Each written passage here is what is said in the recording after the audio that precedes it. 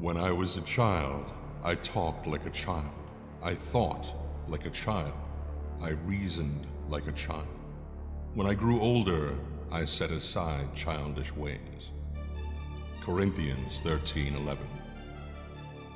In the distant future, mankind has spread into the stars and found it is not alone. Within the cluster of planets known as the Silrain Heart, many races strive for survival or supremacy. But throughout this array of planets, societies, and cultures, each has one thing in common: the crucibles. Scattered throughout the galaxy, each moon-sized structure contains a core of raw sorin, a form of mysterious energy used to power ships, cities, and sometimes the warping of the fabric of reality itself. Beings who can do this have been given a name: Espers. The power of God has been granted to God's children. It is a time of terror. It is a time of wonder. It is the time of Esper Genesis.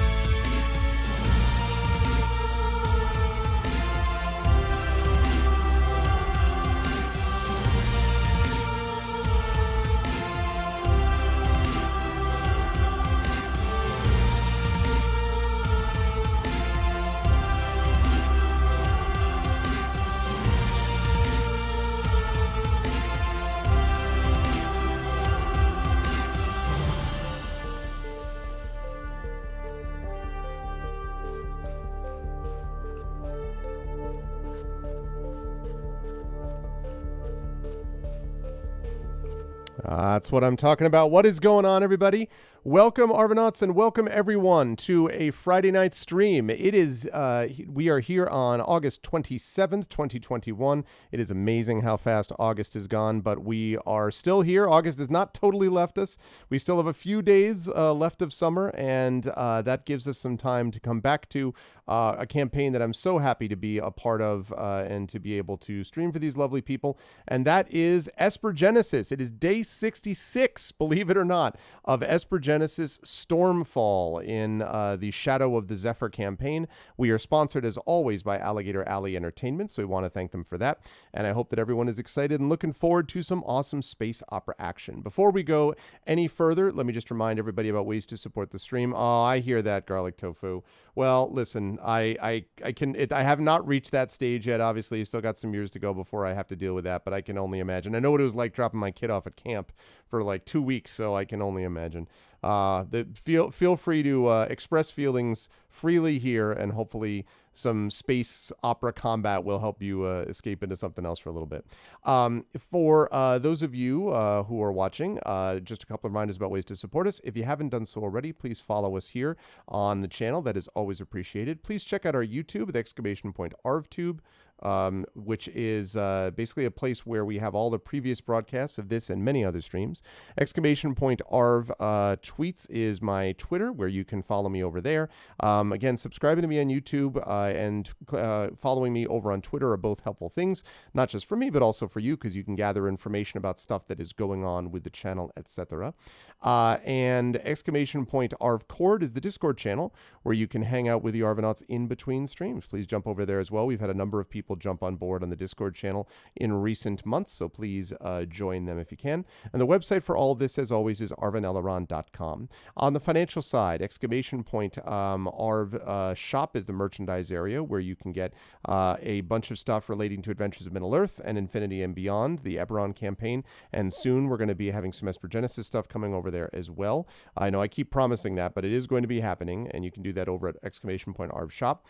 Exclamation point Arv Treon is the Patreon, which allows you to support the channel. It's really the financial backbone of the channel and really has been a big help here. So any support you can give there is much appreciated. You also get some cool individual stuff for you, and like a copy of one of my band's albums, or a professional critique of your writing, or a character background written for you, or an epic poem written about you, etc., etc., and inspirations, of course, to help our tabletop players throughout the month. Also, we move towards channel goals. I would love to run another Arvanaut Idol contest. I would love to have another talisman tournament that we could run here, but to do that, we need to get that Patreon moving back up again. So any support that people can give would be much appreciated there. And also subscribing to the channel, of course, is always appreciated. You get those custom sub badges and emotes and all of the stuff that you can use here, there, and everywhere across Twitch. So please consider jumping on board for that. Again, you also get inspirations for the players there also. On the publishing side, exclamation point Icarus for my graphic novel Icarus from Athos Arts, award-winning graphic novel, twice runner-up in the Independent Book Publishers Benjamin Franklin Awards, and also in the Midwest Book Awards. And so if you want to see what the fuss is about, you can check that out over there. Also, exclamation point Library is Tales and Tomes from the Forbidden Library, my 5e adventure and source book from Alligator Alley Entertainment, which is, of course, the sponsor of this campaign. And Alligator Alley is also going to be doing work with the Greyshade TTRPG, and Athos, of course, is going to be publishing not only the Greyshade novel, but then we'll be publishing the 2 sequels to it, Renegade and Heretic, as part of the Greyshade thing is coming out on its own, but the second 2 books and the tabletop role-playing game are part of the Greyshade Kickstarter. Again, that is somewhat delayed. As I mentioned, it is not going to be happening this Tuesday, so it is coming soon, but we are going to be doing it at some point, so more details will be coming soon on that. Exclamation point Greyshade KS for that would be the way to find out more information there. And as always, exclamation point BLM, Black Lives Matter, very important to affirm and assert. You can barely hear me? That's odd. Let me try turning this up a little bit. One of the people actually in my Zoom call was talking about that. Is that any better? See, because I worry, and see that's spiking now. Are you sure? Spike, 1, 2, 2, 3. Yeah, I don't know. It's funny though. It could be something about that. Your chin is literally on the trackpad. Thank you, Commander Dunsel, for the 32 months of support. I appreciate it. Okay, volume is fine. Yeah, it's funny because Johnny, Video Star Cowboy, was saying that he thought I was a little quiet, but everybody else in the Zoom call thought that I sounded exactly the same. So I don't know. I do have a different setup today, which I'm going to be talking about. You'll be able to see this in just a minute. As I do a little bit of scratching. No, you'll see the new setup in just a moment. Yeah, sorry, Rudinal, I don't know. I think it's okay. It should be. Maybe. I don't know. Anyway. So, yeah, let's see. What else do we want to mention? I've got that going on. I got thrown off. Oh, yes. The exclamation point Greyshade KS. And then, of course, as always, exclamation point BLM, Black Lives Matter. Very important to affirm and assert the significance and importance of Black lives. And exclamation point Help Now, which is the World Health Organization page on suicide prevention. Very important to reach out to others, or to reach out to others when you need help, and for them to reach out to others when they need help as well. Now, quick note about schedule. Today today we have got Esper Genesis, of course. Tomorrow night we have got D&D with Infinity and Beyond. Eberron, Oracle of War, makes its triumphant return. And we've also got coming up next week on Monday, not on Monday, on Tuesday, I beg your pardon, we've got Adventures in Middle-earth coming up. And then we will have some more D&D with GOG Ghosts of Saltmarsh to wrap up the month of August. So it's going to be a very exciting end to the summer. And then we've got a few days and then Labor Day. And then we finally move into the fall, which is sad because summer vacation is beyond. But fall has a lot of things to recommend it too. And fall looks to be very busy here on the channel as well. So that is what we're looking forward to. Okay, with that said, we have a few things to talk about this before we get started. So I'm going to unmute myself and apologize profusely to whoever I may have interrupted because I can't hear them. He was and then I'm going do this to unmute when I was them, talking. And then I'm going to unmute them. And last you. but certainly not least, I'm going to head over to the cams only. That's right, the cams only version of the Esper Genesis thing. And I will just quickly say, who made that for us again? That would be Shadowed Mage, who did this Mage. amazing cams only overlay, which I really love. We also have, of course, set up our map overlay. So we have our typical map overlay, but we have cams only, which is also useful. And so just a quick note. First of all, I mentioned the mic setup was different. I finally got my low profile mic arm in today, so I no longer have this big honking thing that's also blocking my view of the monitor. And it means that you get to see more of my face, but it also means I need to figure out exactly how far I need to be from the mic so I don't sound like Christopher Cross doing the sailing, Doppler effect. But anyway, wow. So Boomer reference. I know. I figured only 2 people would get it, but whatever. A few of us would. Which 2 of us? Which 2 got that? That's true, actually. The only one who wouldn't get it would be Zach. So, yeah, exactly. That's right. No. Zach furiously Googling Christopher Cross. What are you talking about? So, you're not missing anything. It's yacht rock, buddy. It's yacht rock. But anyway, there's that. So I wanted to thank everyone for the support of the Patreon and the subs, which let me get this new awesome low profile mic arm. What if we want that effect? I'll take it up with Christopher Cross. The second thing I just wanted to mention quickly was the Master Technician's Guide, which is basically the DM's G, the Dungeon Master's Guide for Esper Genesis, has just been released. I have been given a copy of it, for which I am most grateful. They've been working on this for a long time, and with this release, it means that we finally have the trilogy of books. We have obviously the Player's Handbook, the core manual, we have the Threats Database, which is the monster manual, and we have the Master Technician's Database. There's a lot of cool stuff in there. There are expanded rules for starship combat. There's actually dreadnought combat rules, like about, massive 15 on 15 type of stuff that you can do. And so, yeah, it's like really cool.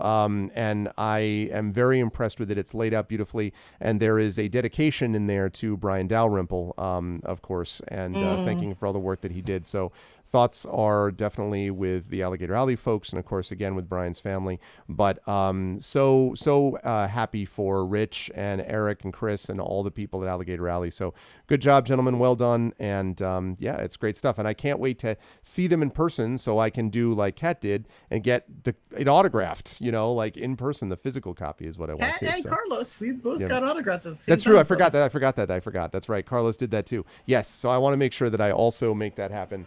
But so good work from them and very good stuff. Now, with all that said, it is my great pleasure to welcome in the lovely members of the Esper Genesis crew. I am super excited to have them back. They're not having any problems right now in the game. Everything is fine. There's no issues. We're going to see how they play, but I will let them introduce themselves. I'll begin with the person you don't see on your screen because he's currently coming to us from an undisclosed location somewhere in the almost-ish Northeast. That, of course, is Mr. Johnny Pittman, Video Store Cowboy. Welcome, Johnny. I hope all is well. Have you found a safe location where the cops are not going to come after you in this place? Are you safe right now? I don't know. I'm in Steelers territory, parked about a quarter of a mile from. Oh, then you're among God's people. You're all good. McDonald's. You're all good. I'm apparently all good. Even though I hear the Patriots actually, I'll stop making stupid. You just don't want to do this before this session. It's just not. It's not smart. No. I'm actually parked and safe. I'm in Pittsburgh, dealing with car-related rental issues. I've been to New York. I've been to Ohio. I've been to Virginia. I've been to all states in between.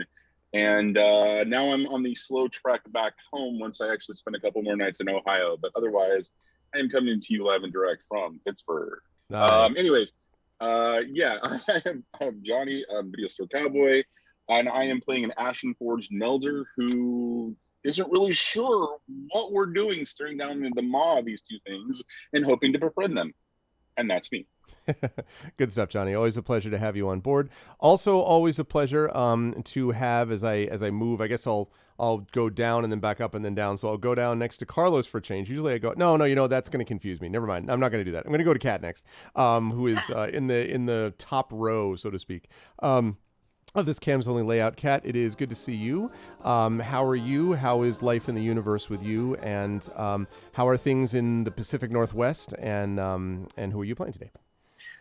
Well, I am freshly back from Wyoming, or actually it's been a week or so, and nice to be home. I'm excited because I went to go get new glasses. So for those of you that get driven nutty by the fact that my glasses are always a little a tilt, I hope to have addressed this. Otherwise, life is pretty good. It's starting to be fall here. It's kind of nice. Good stuff. Who are you playing? Oh, and I'm playing Petrosinis. I'm sorry. And it's been so long, Arv, I've forgotten how to do know. this See, thing. this is why I don't want to lose momentum. You got to keep the rhythm. I'm playing an Ashen Forged Sentinel with a very large hammer that sometimes sparks and flames, as I suspect it will tonight. It just might. Always a pleasure to have Kat with us. Also, always a pleasure to have the previously mentioned and now actually introduced Carlos Hernandez, who is back with us and, like me, is getting ready for. I know Zach is going through this, but Zach's doing it at the moment on the student end, and Carlos and I are doing it on the teaching end, and that is Carlos Hernandez. Carlos, welcome our once more onto the breach, I suppose. How are you feeling about the new year to come? And also, before you say any more and tell me who you're playing, congratulations both on the official promotion to full professor, which is highly deserved, and not coincidentally continues my perfect record of recommendations in this regard. That's really more important. No, I'm just kidding. And then also, congratulations on Negocios Infernales being officially slated for publication. It's being done and all that kind of good stuff. So congratulations. How are you feeling about all that and about the semester, and who are you playing today? Yeah, so, it's best of times, worst of times. We're in a pandemic. It's surging again, but, locally, life is great, So thank you, Greg, for your letter. It certainly, I think it was the one thing that put me right over the edge. They were wondering. They were like, I don't know. And then they saw me and they're like, oh, yeah, sure. So... No, but seriously, thank you for that. It made a big difference. I presented like an overachiever packet because these things are scary. So I just piled on the information, and I think I had a lot of great letters. Yours being one of the great ones. So I'm very, very grateful for it. So now I am a full professor, which means I do nothing. No, I'm kidding. It's the Cool Kids Club. No, you're not supposed to tell them that. So I told you, don't tell them that. No, I mean, honestly, now I just know what I'm doing. Like in terms of I know I can say no to things that I don't think make sense and can really, honestly, just focus on students. Like I'm not publishing now just to get credits, and I'm not joining committees just to get credits, which means more office hours, more times with the thing that I actually love, which is teaching students and publishing games. So my sabbatical project started out, as part of Negocios Infernales, and then Claire came on board and we've been co-developing it. And now Outland Entertainment is going to do all of the heavy lifting in terms of the publication, except for the part where we actually have to write the rule book. But I do want to say that we have a Kickstarter, pre-advance, sign up for when we're notified. We're not going to do it till February of next year. But we do have the signups, because one of the things we're going to do is we are going to be play testing, and we're going to be just sending announcements about things and stuff. So if you want to keep up with us, and just see what we're doing and stuff, please join our Kickstarter, just notification links and stuff like that. So we'll be promoting, like you do with a Kickstarter for some months now, but really excited about it. It's actually a thing now. It's actually a game. It's very exciting. So happy to be here. Today, I am playing Ludicrous Sleepwell, and I just want to tell you, Kat, that one of the ways that you can remember how to do it is to put things to song. So like, if you just have a tune in your head, like I do, like Ludicrous Sleepwell is coming to save you. He'll heal you if you are falling in hit points. So like, put it to song. You will never forget. So I am Ludicrous Sleep Well, and I'm here to save some asses. I love, by the way, that this is happening right as there's the danger of running into these modified creatures, not unlike the original that you got that from. And that's why understanding he is your friend. Yeah, it's good stuff. Oh, man. Suddenly Seymour or Sleepwell. I am very pleased, as always, to have Carlos with us. Thanks, Carlos. And last but certainly not least, I am also enormously pleased to have the amazing and awesome Zach Clay with us, who is, of course, back to school, not on the teaching side, but still is, what matters most is the student. And so clearly what matters most here is Zach. That's I think what we can say. Zach, how you feeling with the new semester starting and all that stuff? How's that all working for you so far? And who are you playing today? It's working very interestingly. This is all sort of my new, this is all new to me, going online to do classes, because the last college class that I took was in spring of 2019. Yeah. So I missed the school plague of figuring out how to run everything through Zoom, and now I'm starting that again. But I play with a couple professors. I've always had a soft spot in my heart for professors. I'm also a teacher as my job. So in all of my Zoom classes, majority of the students in the class have their cameras off, don't interact with the professor. I hate it. I don't understand why they don't do that. So I'm always throwing bones to my professors, always interacting. They ask, I would always run for my students in D&D, and I say, does anyone have any questions? And then it's just silence. And I'm like, if someone just says, no, we don't have a question, I can move on. So whenever a professor asks that, anyone have any questions? I'm like, no, professor, we're good. And he's like, thank you, Zach. Yeah, thank you. You're that kid. Oh my goodness. That kid. We're just like, thank God for this. It's just so true. So I thought you guys would appreciate that, because I'm there for the professors. Also because I just understand, being a teacher myself, there's a little, just the tiniest bit of work as a student you could do that would make your professor's job so much easier. So anyway, that's my little bit. Just to be clear, while Aramis is going to spend most of this unconscious in a corner with a spike through his arm, on the other hand, Kaz is going to have multiple crits. Just so how did we get to the end of this? And you're just walking with the base on your back while Aramis is like, God damn it. I appreciate it. Yeah. John has to walk a quarter of a mile in like the Steelers Stadium or something. Give me a football from there. We'll talk, Johnny. Zach, who are you playing? Okay. I am playing Cosmoritis, a Bellare hunter / specialist who has a very big sniper and really wants to shoot stuff with it, but probably not this stuff. We'll see. You may get your opportunity to do that. The group's sentiment is negocios infernalis first. That's right. That does not mean what I wanted it to mean, but you know what I mean. Yes. This is you've already done the negocios. We're going to see the infernalis in a minute. We'll see. But it is a great pleasure to have Zach and Kat and Carlos and Johnny with us. So let us get to it, folks.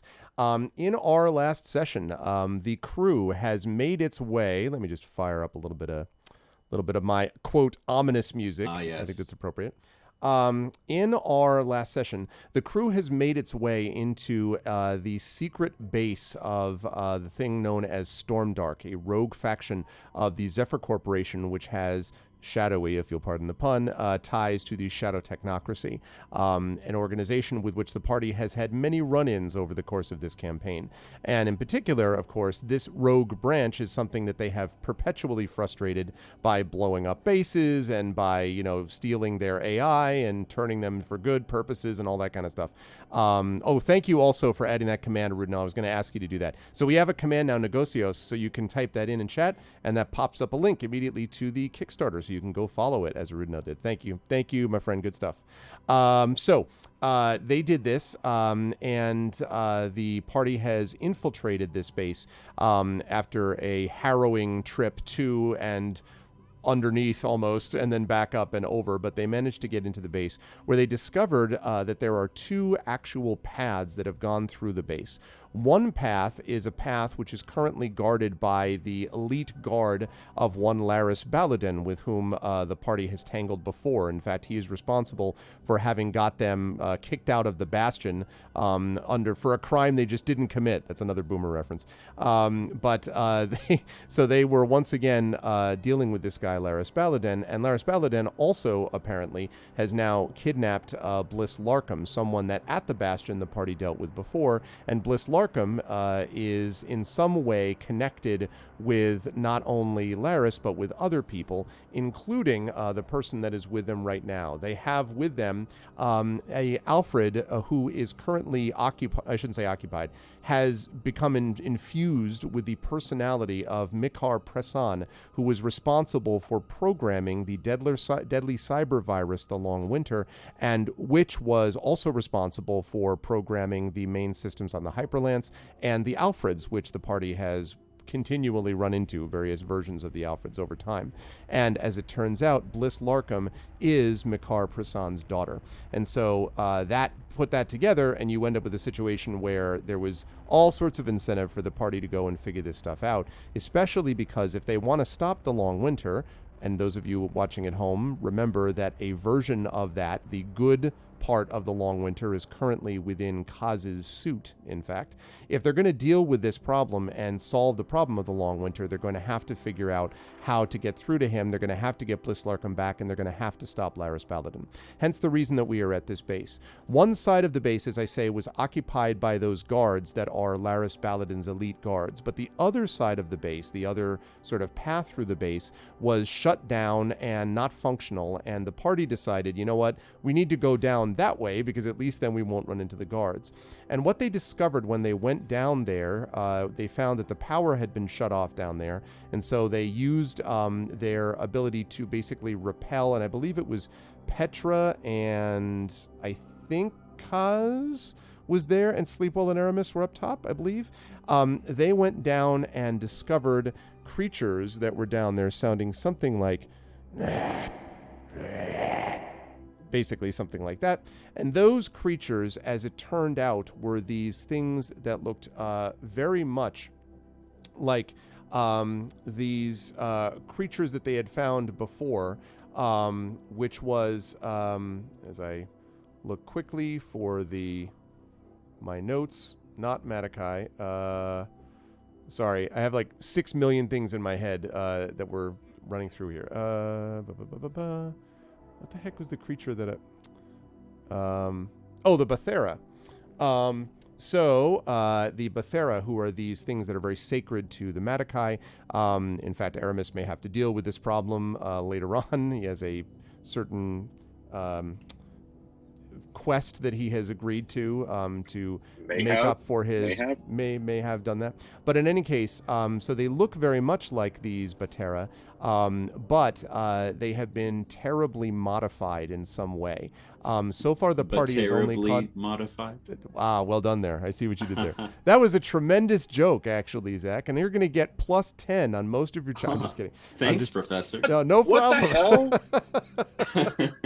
hell? But anyway, no. But the Batera, these have been terribly modified in the way that Stormdark has typically done things before. They've modified Alfred's and other things, and they've modified these. Now the party has only gotten a little bit of a glimpse of them, basically looking down through the top of an elevator, which is now half burned away. The top of it is, but they've seen this creature. And at the very end of our session last time, it was Petra who was down there. I think the farthest down. And Petra not only saw the one creature that had made its way in, but also saw a second one of these creatures kind of looking up and making this strange kind of sounds down there. And so with that image and sound in everybody's mind, I am going to bring us back to the map here. I'm going to bring us back to our map here. And I am going to hand things back over to the party. Now, right now, the party is not on this map at the moment. You're above it, like you're hanging down from on top of the shaft. So this right here is the floor beneath Petra that you can just see, and you can see this creature that's kind of looking up at you. Now, you can try to see more if you wish. Right now, this creature can't get at you, and apparently, blessedly, it doesn't have a ranged attack, or at least it isn't using it yet. But it definitely does not look friendly, although maybe you wouldn't be able to tell. It does not look pleased in any way with your presence there. And as I say, it is this strange amalgam of both scales and organic material and metal plates that are grafted on in various spots, so that you're looking at basically what looks like a cyborg Batera, essentially. So now I'm going to hand things back over to you and ask, what would you all like to do? I think you're muted, Carlos. Oh. Go ahead, Zach, you first. I think Petra and Kaz were descending down the elevator because we wanted to try to touch this creature and use Kaz's Long Winter powers and Petra's AI affinity to try to speak to the creature itself. Right. Mm-hmm. From our memory, we hadn't even touched it yet. Right. And this is That's okay. Correct. It just shot like this weird electrical stuff up at the roof of the elevator, burning away a lot of it. But it has not attacked you yet. You can see somewhat more of it. It's just you need to descend a bit further if you wanted to see even more. But no, you have not yet touched it. It hasn't attacked you or anything.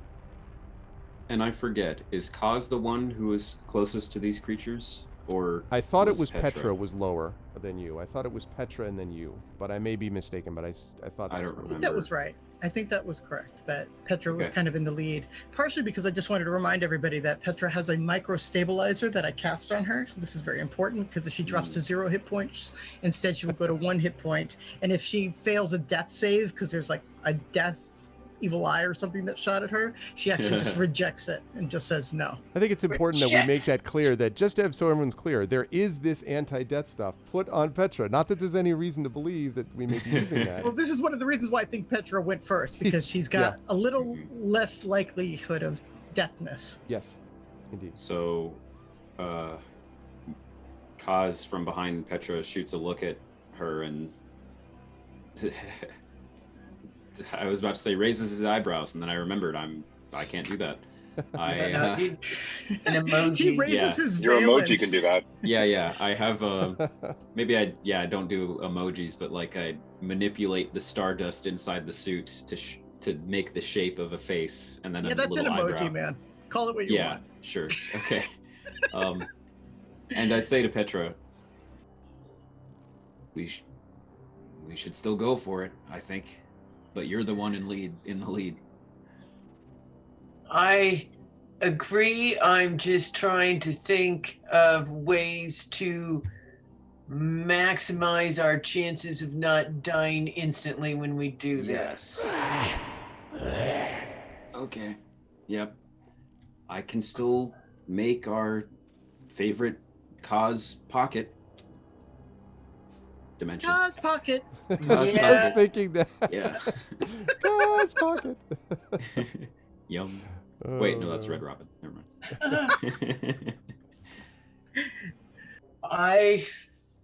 We just got to go down and. Kaz looks back up the length of the shaft and kind of, I think that Sleepo is the one that's holding the other end of, I think we're using the grappling gun, right? Actually, I think think it was that's Aramis. Aramis. Yeah, Aramis has Okay. that. Okay. Yep. I look up at Aramis and make a motion or say over our communications, keep lowering us down. We're going to go for it. Okay. And So sad we can't see your expression, Johnny.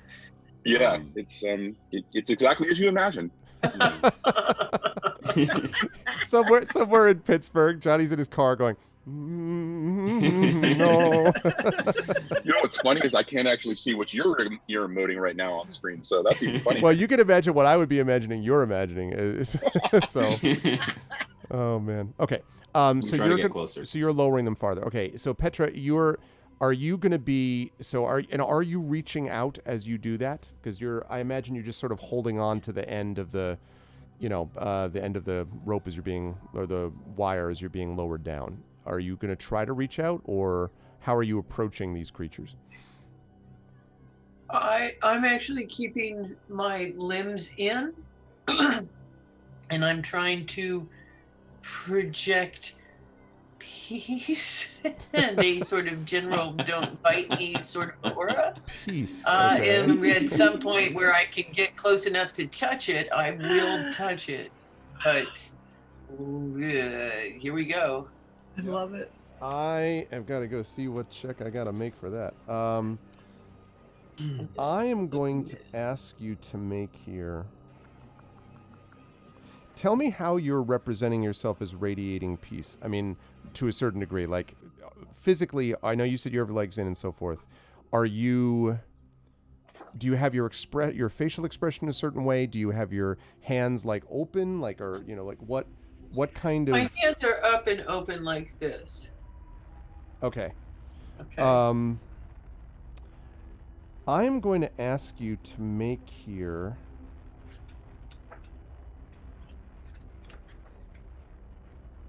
I'm going to ask you to make a charisma check. Not a persuasion check, because you're not persuading them. I would make it animal handling, except I was like, maybe xenobiology, but no, that's more knowledge of it. So I think we're going to go with a charisma check here.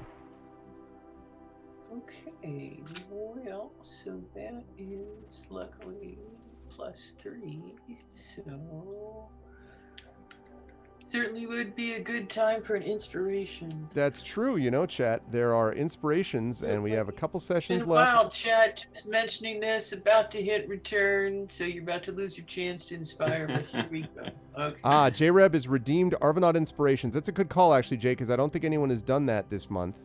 So that means you have an inspiration that can be used, and I guess I should ask if Jay is using that on these lovely people, specifically Petra. Are you using this on Petra, Jay, or I'm just double checking? Is that what and you're planning to do? That is. Let's take a moment to recognize that that's no small accomplishment. 50,000. It's a lot of channel points. Yeah. A lot of channel points. J-Rab, you're my new favorite person. Oh, and Rudinell has taken the other one. Okay, Oh my good God. call. There's two of them, everyone. Remember, folks, this comes because of support from, specifically from, it used to be Polar, now I believe it's Kilgore, who gives these over, lets us use them basically every month. Give it to Zach instead. No, give it to Kat. Thank you, Professor J-Rab. All right, Rudinell's got an extra, and so there you go. Petra has an inspiration. All right, so I'm gonna roll twice. Let's see. See what we got. Oh shit! Sorry.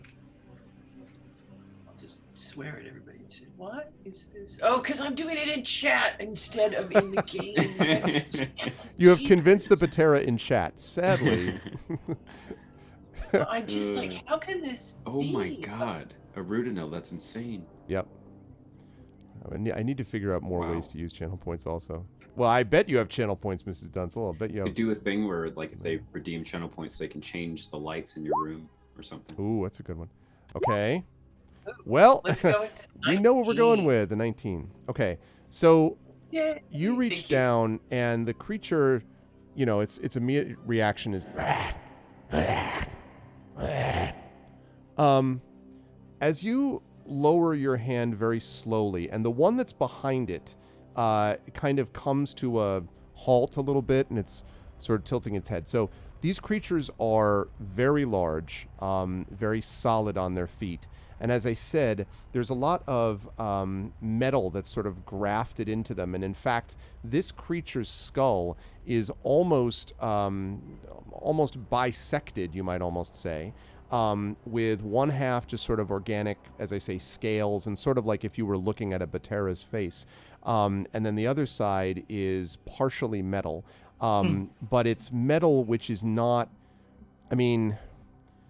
it's not even, like there are jagged areas. Your impression as you're looking is that this was grafted painfully, if you had to guess. And the creature itself, as it sort of looks up at you in its metal face, you can see that it has this eye glittering at you. In its organic face, it just has this sort of deep, almost fathomless brown eye. But in the metal eye, that eye is now red. And there's kind of you think there may be almost a glittering, almost like a laser light. It's not shooting out at you, but you can see that it's clearly, mechanical in some way. So as you look at this creature, you can see on its back. Actually, let me have you make, because you're this close now, let me have you make a... No, I don't even think you need to make a perception check here. You can see in the back of this creature that there is what looks like a metal plate which has been embedded into its body on the non-metal side. So you've got the metal side, and then there's a organic side, but there's a metal plate that's been grafted into it. And there are words on it. And it says Bioroid, Bioroid, C-89478 is what you see in the plate. Oh, Golden Drake. Yeah, C-89478. Golden Drake. The creature said, there you go. Great. He wanted me to repeat what I needed to hear that again. Yeah, too, it was important. Yeah. So you see that. You also can see that the creature behind Petra looks like it also has a plate, but you're not close enough to read what the plate says on the other creature. But that's what it says on this one.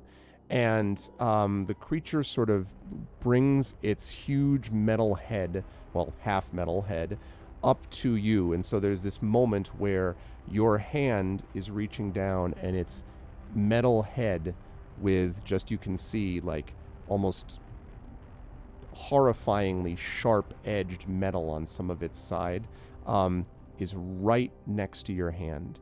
And as you lower your hand, you can feel your skin tingling, Petra, as if this whole thing is almost radiating electricity from it. So, assuming you now go the rest of the way, it's up to you, but this is what you feel. Okay. Yeah. And I, while Kaz is hanging on, I see that almost in slow motion that Petra is reaching out. We're kind of having, I forget the name of that painting, where yes, God on the and Sistine Adam Chapel. where they're doing the painting thing. As I'm seeing that slowly starting to happen, Kaz will metaphorically roll his eyes back and try to bring forth the long winter to aid in the contact. Okay. To channel through. Nice. Okay. So you do that. Petra reaches down. When you try to reach to the long winter, Kaz, what you get is this. So you typically, you've met the long winter, your version of it, in many different places, right? Mm. This time, the image that you get is this image of static on a screen. There's kind of this like type of sort of sound, and every so often you get kind of a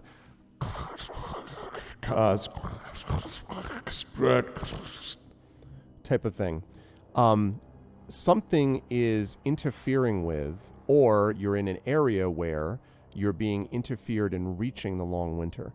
something is disrupting your contact with it. Okay. And at the same time, Petra, unless you stop her, she will do the rest and reach the creature. And when you touch the creature, there is a surge that shoots up your arm. I need you to make a Constitution saving throw for me, please, Petra. Okay. Hey, Greg. Yeah. While you're describing all of this, can you make sure to describe for for Aramis and Sleepwell what we're seeing? Because Aramis is like watching this intently to figure out whether he needs to reel them back up or not. Right. So you don't get the electrical feeling or any of that, but you're looking down the shaft, which has now been lit up by the sort of electrical impulses, and also which now has the top of the elevator almost completely blown away by, this creature. And so you can see that Petra and Kaz are kind of like, Petra's reaching down very slowly, and Sleepwell, you're right next to Aramis, so I would say that you can see the same thing. You can smell this kind of ozone-ish smell as if in the midst of a thunderstorm, so you can kind of get that scent in the elevator shaft. Whatever this thing is, it is absolutely infused with some kind of bioelectrical energy. They don't seem to be in trouble yet, but that's as much as you're able to see from your vantage point, both of you at the top of the shaft. Thanks. Thank you. Sure. Petra, when you touch this thing, you get a, what do you get? I rolled a 5. Okay. Wait, but you had an inspiration. There was a second inspiration, right?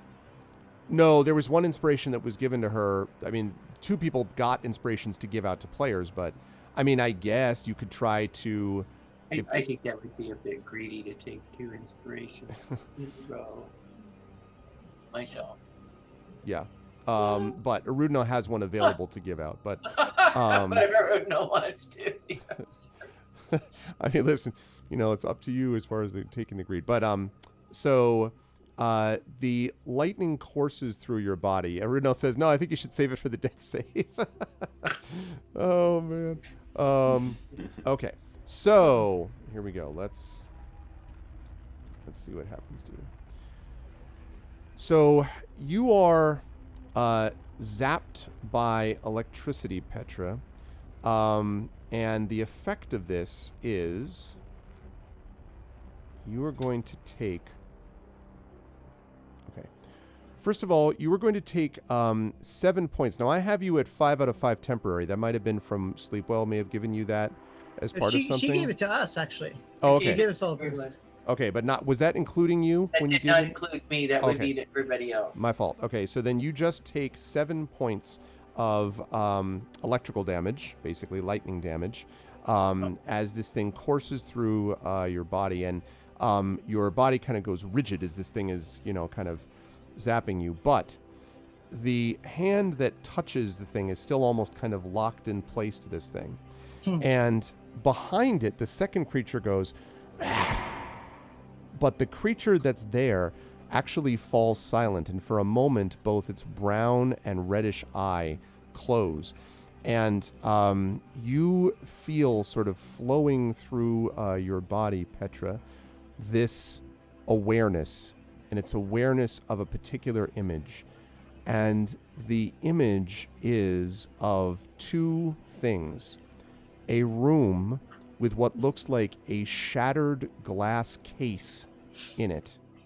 And on the floor of that case, a large, broken egg that is oozing some kind of fluid. That's the image that you get. And it's there for just a moment, kind of a dead zone type of thing. And then the electricity stops, and you pull your hand back, and the creature doesn't roar at you. The creature just... and the creature behind it and kind of lowers its head, and there's just a faint growling, but it doesn't attack you. Well, we'll keep going down to the ground where they are, and I'm going to keep my hands up. Okay. They sort of back away slowly. You can see, and again, you can really smell the ozone here. Just you can see electricity crackling around them, and both of them are like, Kaz, I need to know what you want to do, and then Sleepwell and Aramis, you did see Petra for a moment kind of convulse, but she didn't fall, and now she goes down and lands on the surface of the elevator. Oz will say to Petra, What happened? You're not dead." I think they killed its egg. How do you know that? It gave me a vision of a room with So, an egg smashed in it.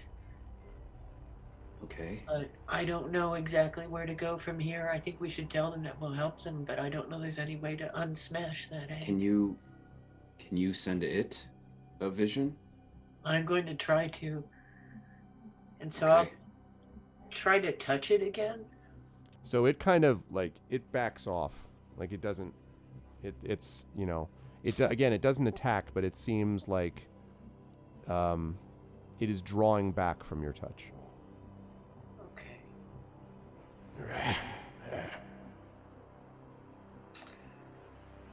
I want to actually try a healing spell. Is what I want to try. Okay. On the one in front? Yeah, well, actually, it says mass treatment. Oh, okay. Medically treat up to 6 creatures of your choice that you can see within range. Each creature regains hit points equal to 2d8 plus your forging ability modifier. Okay. This power has no effect on automatons or constructs. So they are, I think, if they're biological, it should help them, but hard to say. They're kind of a combination of automaton and biological, it seems. So that's what I'm going to do. Okay. I have another thing that Kaz will do in hearing this. So I'll make like a hold motion up to Aramis to signify maybe don't let us all the way down yet. I'll wait to see what Petra wants to do. Kaz will pull out, we'll sort of dig in his bag that he has, and we'll pull out this old energy coil that back in the pre-alpha Bellare days used to be the only thing that could heal him. Nice. And I have it noted as it's currently discharged because the last it was charged, it was the whole long winter thing. Right. So it's currently discharged and just an inert energy coil. So Kaz doesn't know if this will do anything, but he wants to pull it out in the case that if there's another electrical discharge from either of these beasts, that the energy coil might mitigate its effect on them. Okay. That is some A1 roleplay right there. I love it. Yeah. All right. Are you handing it down to Petra or just keeping it on your person? Or that's a good idea because I imagine I don't really have enough hands to be useful with it until we're on the ground. Although, did you say that the beasts, the Patera, have both backed away a little bit? That's right. So that you're able to on the ground. I say to Petra, maybe should we touch down? And Petra's already touched down, just lightly, but yes, you were still up in the air. Then Kaz will do the same thing actually, and I'll still hold onto the rope with one hand. Okay. And then with the other hand, I'll just kind of hold the energy coil forward like a shield, trying to also somewhat shield Petra, but seem non-threatening. Okay. Yeah, the Batera look very wary, or whatever these are. This is definitely, let's call them, I guess, you saw the thing, Bioroid is what they call themselves. This clearly was a Batera at some time, but it sure isn't now. So while you're doing this, Sleepwell and Aramis, you can now see that Kaz and Petra have both touched down. You can't really make out the creatures because the one is now moved out of the way, so it's kind of on the floor below, so you can't see them down the shafts. You can just see Petra, and then you can see Kaz right here in the elevator now. So you're looking down at them, and the rope is now lowered all the way down. So what would either of you like to do? Aramis, you want to go first? Yeah, that sounds good. First question is, where did the grenades end up that we were talking about last time? Because the last session we spent a lot of time having a conversation about how many grenades we had, and who was going to have them, and what they were going to be used for. Right. I don't remember who went. You didn't throw them. Instead, you went with this path. But I don't remember who kept them. Was it Petra who kept all the grenades, or I don't remember? I'm pretty sure Petra would have insisted on keeping them because those were her grenades. Yeah. So. Okay. Then what Aramis is going to do is look to brace himself and be ready to pull them up as quickly as possible, and give Sleepwell a nod of be ready, and just kind of like essentially just prep for what's going to be a really hard sort of evac on both of them if Aramis has to activate the grappling gun. Okay. So and are you heading down then, Aramis? If I understand that correctly. No. We're standing up at the top of the Yes. elevator shaft. Sleepwell and I are. Right. Aramis is going to prepare and brace himself so that he can pull them up as quickly as he needs to. Okay. Right. Since Petra has now touched down basically to the floor of the elevator, and the top of the elevator is pretty much in shambles. Yeah. Besides, where Kaz is able to stand on it, pulling them both up at the same time shouldn't necessarily cause them any harm coming through the elevator opening at the top. Right. But more like there's going to be the issue that they're going to be flying up quickly, and both Aramis and both of them are going to have to deal with the fact of that momentum. Right. So. And also I should point out that Petra right now, I don't believe, correct me if I'm wrong, I don't think you attached the rope or the wire around Petra's waist or anything, right? I think you had Petra holding on to it. So assuming that Petra is standing with her hands out as she's described, then she's not actually holding on the rope at the moment. Now, Kaz says that he's got one hand on the rope, and is reaching out with the energy coil in the other. So I'm just letting you know what you see. That's fine. What you said is totally cool, Aramis, but I'm just letting you know that's the current sort of circumstances as you see them. Okay. And all right, Aramis is still not going to change what he's doing at this particular point. That's cool. Sleep well. Any thoughts about what you're doing? So I'm looking at the elevator right now. I'm trying to figure out if there's a way that I can sort of drop down but not be seen by creatures. If you keep holding onto the rope, yes. The top of the elevator is so, as Johnny just said, in shambles that you don't know that it would hold your weight, because Kaz is actually through the elevator opening and is almost to the floor of the elevator now. So it's possible, Sleepwell, that it might hold your weight, but you don't know if it would. So you could just hang and but they are now out of the picture for you, and there's just the door, if you picture an elevator door outward. So you might have a hard time seeing them unless you got pretty far down on the rope is all. Yeah, what I was thinking though is if I went down the rope and actually fell in, dropped down into the elevator into the elevator itself. Elevators have a panel for the buttons and stuff. Sure. I'm wondering if there are panels there that I could hide behind so that I could at least mildly disguise myself so as not to create more anxiety for these things, but actually be in the vicinity.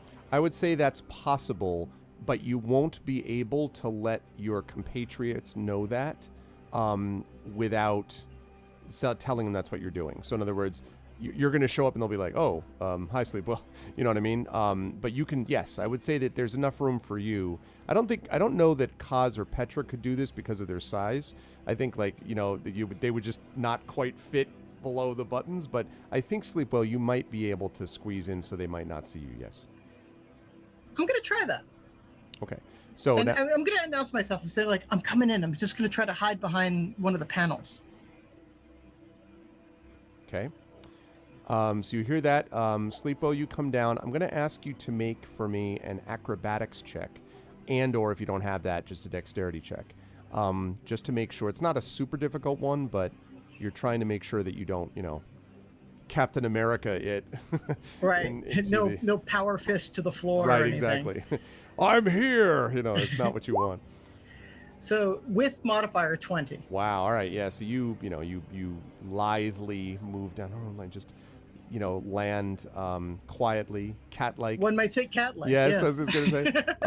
Very on nice. One side of the panel. And so you can now see. So looking out, Sleepwell, now if you move very much at all, you are going to be visible to them. Right now you just hear them like sort of growling quietly. But just looking out, just peeking slightly, you can see what I've described previously about to Petra, about what she sees and what Kaz sees. And again, these are definitely some kind of amalgam of organic and synthetic that has been grafted sort of together, formed in not the most gentle way, if you had to guess. And you can see these metal plates that I mentioned that are in the organic side that have been sort of grafted in place onto the organic side that has these letterings. In fact, I would say probably now, since those three of you are now on the ground, I would say that you probably can see that the other one that I mentioned that also has one, the one that was behind, that creature also has one of these plates. And that one reads, there we go. That one reads Bioroid C-89201. So one of them is Bioroid C-89478, and the other one is Bioroid C-89201.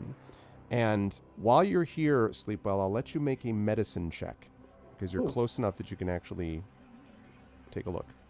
And remind me, because I'm specialized in medicine, I add my proficiency bonus to that? Yes, although the medicine may note that on the sheet. I don't know if it takes that into account. Oh, well, no, I mean, it's a wisdom check, but I have it X'd as proficient. Yeah, so then you add, yes, absolutely, yeah. Mm-hmm. All right, so this is a good roll for me. Don't mess it up. 25. Yeah. If you had to guess, Sleepwell, you think both of these creatures have gone through multiple surgeries to get this done. Multiple surgeries. I'll share this, you know, with them that, you know, based on the plates, you know, these creatures have been worked on a lot. Kaz will he's holding the hook end of the grappling hook. Yep.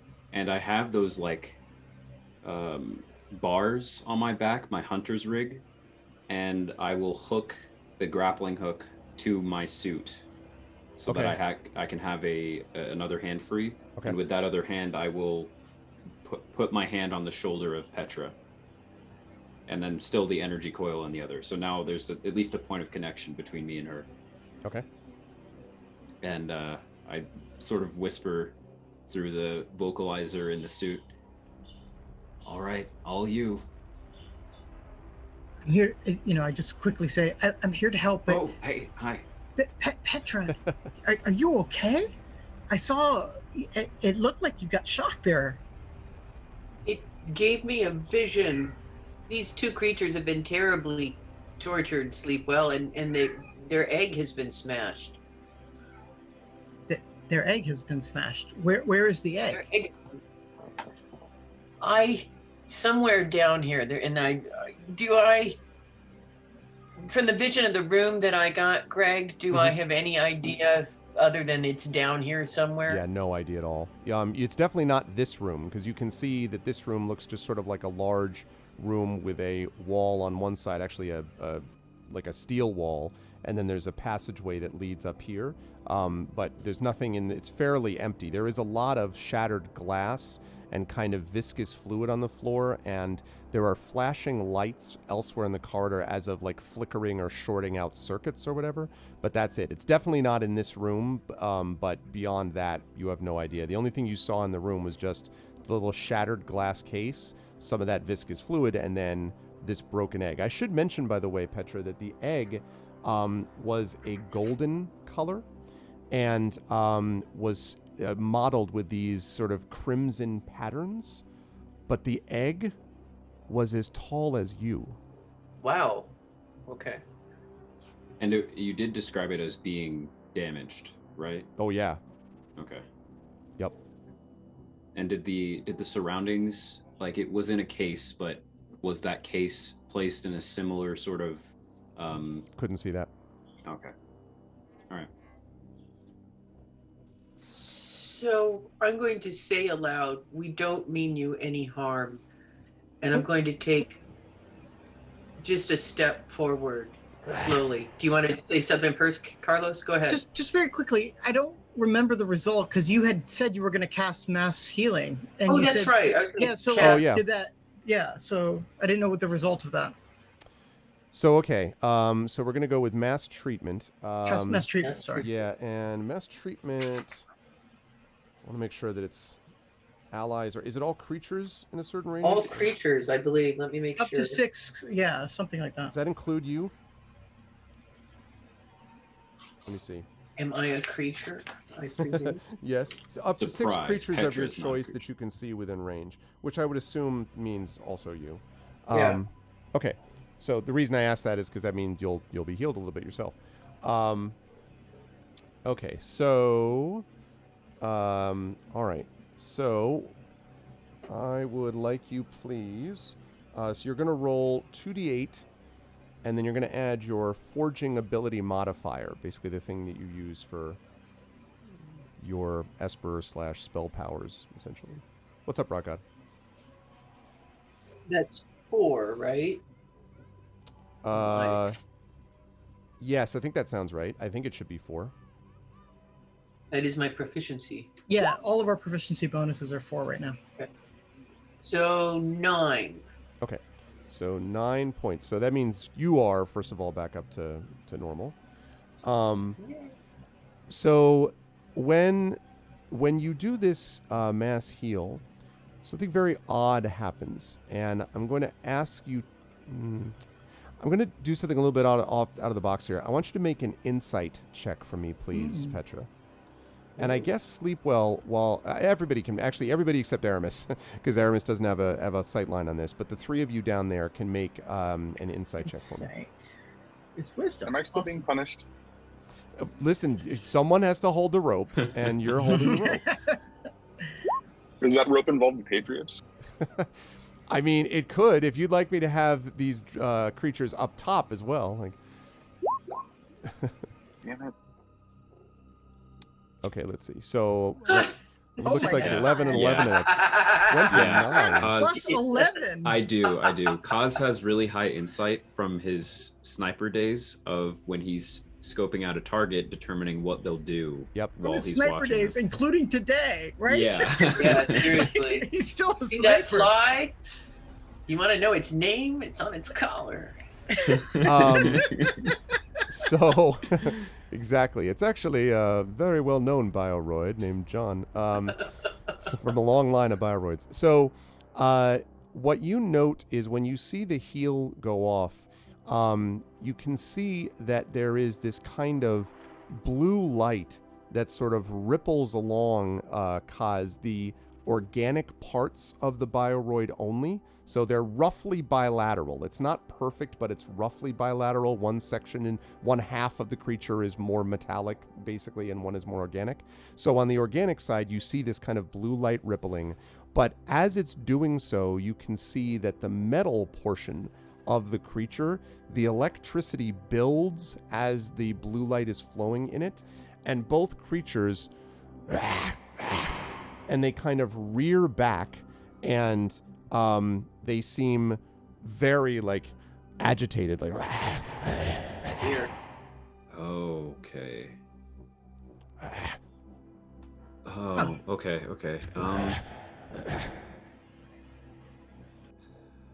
It seemed like the one in back is kind of moves forward a little bit, kind of semi-menacingly, but then also steps back. And I wonder.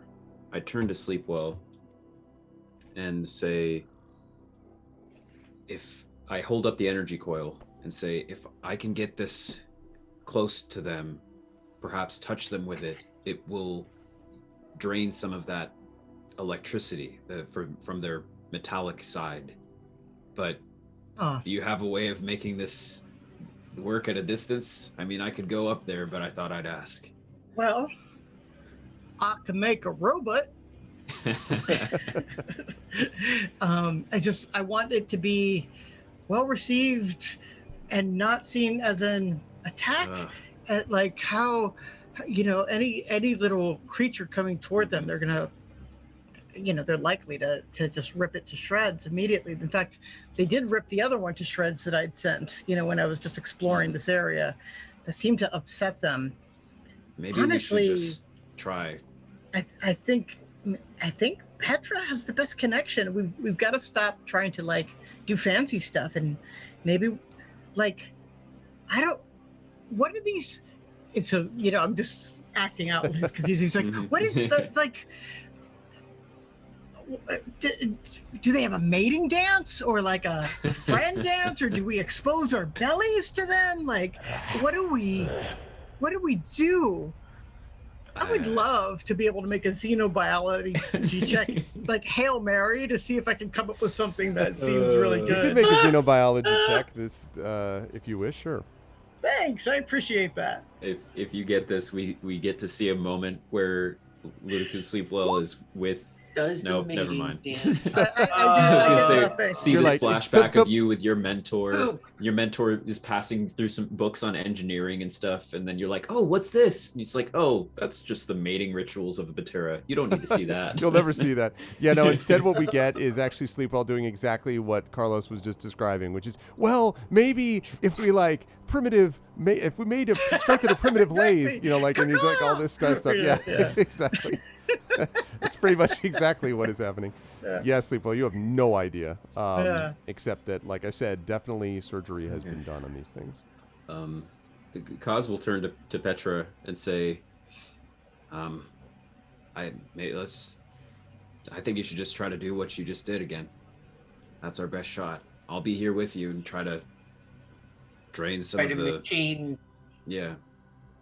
machine affinity it. Well, since you mentioned that, Long Winter is static right now for me. So, not much help there. Oh, I don't know if it has to do with them or not, but... do you want to approach with this, or do you want me to approach with you? And I hold up the coil. I'm sorry, there's a very loud noise going on in the street outside. Can you hear me now? Yeah, I'm sorry. No, I'm really curious what it was. Aliens. It was very loud. I hold up the energy coil and I say, "Do you want to approach with this, or do you want me to approach with you?" Why don't I approach with it? Just on the theory that like one of us is less threatening than two of us. I hand the energy coil to Petra. Okay, and I will, speaking aloud in a soothing manner, saying again that we don't mean them any harm. I will attempt to touch them with the coil. Okay. What the nearest one? So you reach out. I'm gonna have you make another charisma check here. I'm gonna have you do it at disadvantage. These things are agitated, as I mentioned now. Oh dear. Now, again, I will mention, I won't keep doing this, chat, but you could, an inspiration would not give advantage, but it would counteract the disadvantage. So you could do that if chat wishes to. Wait, but there is one in reserve still, right? No, they don't stack. There's like somebody I thought donated. I'm sorry. So they both did. Arudinel picked up one for later use. So that has not been used yet. One of them was used initially. It hasn't been assigned. Oh, but Prince Justin. Prince Justin is inspired. Justin is inspiring. Okay, so let's see. So we're looking at it. So that's not disadvantage anymore. So I guess I'm trying to decide then if I just want to make it the first one. It probably would. But then it wouldn't have. Then it wouldn't have rolled. It wouldn't. So I tell you what. It's not really going to matter. You should hang on to it, Prince Justin. Okay, or Petra could use this for later. So you can, if you want, Petra, you can bank that for later on, assuming you use it tonight, because it's not going to roll over to next month. Okay. But you could use it tonight if you wish. I will do my best to do that. Okay. So when you reach out, the creature. Oh, sorry, echo. And they back up from you, and both of them back up and rather suddenly shuffle off. And when they sort of turn and move, you can see that they're kind of their feet don't pick up that far off the ground, so they're kind of pushing through this fluid and glass and stuff like that that's on the floor, and they head up, both of them, this way, moving at a pretty good pace for creatures of this size. Well, I'm going to suggest we follow them, but slower than they're moving. What do you all think? I walkie-talkie up to Aramis and say, I guess you should come down now. Aramis? Why? Oh, I thought maybe one was They're up there. retreating. And that it got you. Yeah, they're going deeper in. And we're not afraid of them trampling all over us. We do realize that these are gigantic creatures who will trample all over us. They haven't trampled over us yet, and they are in fact retreating away from us. Do you have a better plan, Aramis? Get down here. No, I don't have a better plan. I'm not looking forward to dying, though. I'm going to touch base with Alfred, and then I will be right down. Okay. Wow, that was a lot of attitude. What's new? It's fine. So when you Alfred says, so what's the plan, Aramis? I explain it to Alfred, and then I ask, is there anything I can do to get you sight, senses, any type of visual, or any awareness? Is there something I can reconnect down there to give you some sort of awareness of what's going on for us down there? Maybe. It looks like everything in the base has been somewhat separated and shut down, but everything's available locally. If you can go down to that spot and find on the floor below, there might be a couple of local terminals. If you can hook those up, it ought to be able to expand the reach of what I can do up here. That's assuming that everything up here stays the way it is. And I radio back to Sleepwell.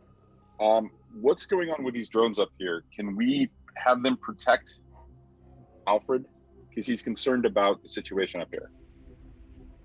The drones are more under his control than mine, so I think he can be a better judge than I of what exactly he can do with them. I think mostly he's trying to make sure they don't vary the pattern too much so we don't draw attention to ourselves. But I don't quite remember. Alfred, what do you think? Well, on the one hand, I think it's important. And then he sort of pauses and says, I suppose it makes sense for me to be connected up here. If I try to go down there, I'm not going to have any contact with the terminals, at least until we find one. I guess you could also radio me once you've done it. When you connect it, I'll be able to see it. And then I might be able to go and, see the base from that terminal. But until that happens, if I leave there, I'm going to be just as disconnected as the rest of you are from the rest of the base. Okay, that makes sense. I'm taking on the task of making sure that we can get local terminals up when we get down there. Since you guys are going to be following these creatures, the least I can do is give him eyes and ears on this. I think Alfred's concern, though, is that the other side of the base might get curious, or there might be a change of the guard or some sort of routine that might expose him, regardless of whether the drones go off, off their habits or off their routine. So I'm not sure what we can do to protect him, but it's got to be something we can do. I think we should be able to find a terminal down here. I would think so. I mean, you could stay up there, Aramis, if you wanted to. No, I need to come down there and set up, get the terminal situation set up. I'm just trying to make sure. All right, you know what? I don't know what else we can do then. And Aramis makes his way to the grappling hook cable and starts to shimmy down. Okay. Mm-hmm. So since you're doing this sort of shimming down on your own, I'm going to ask you to make a acrobatics check for me, or dexterity if you have that. It's not a very difficult one, but on your way down this grapple to the elevator floor. All right, give me just a second. Let me see if I can do this for you. Sorry to make you roll the You dice. said in Pittsburgh. acrobatics? Yes, acrobatics. How's an 18? It sounds like a plan. Yeah, you're able to make your way down with no trouble. And you get down to see what I have previously described to everybody else. Now, am I pulling Aramis or New Aramis onto the map? Just pull Aramis for now. The new Aramis, there's something going on with that character sheet. The Esper powers are gone from both sheets, and the old one is the better one to use. Oh, okay. Right now. All right, so I pulled that on there now. So now all four of you are down where you can see. You're in the elevator, and the creatures now, you do not see any of these creatures because they have vanished somewhere. And the elevator shaft itself, how far is it to where Aramis just was? 30 feet. Okay. Kaz will...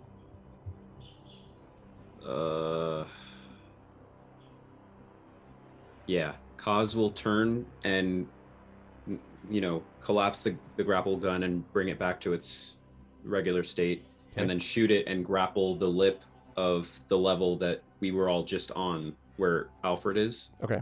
So that I'm basically presetting the rope in case we need to climb back up. To get up. And I'm just going to leave the grapple gun set like that there. Got it. Okay.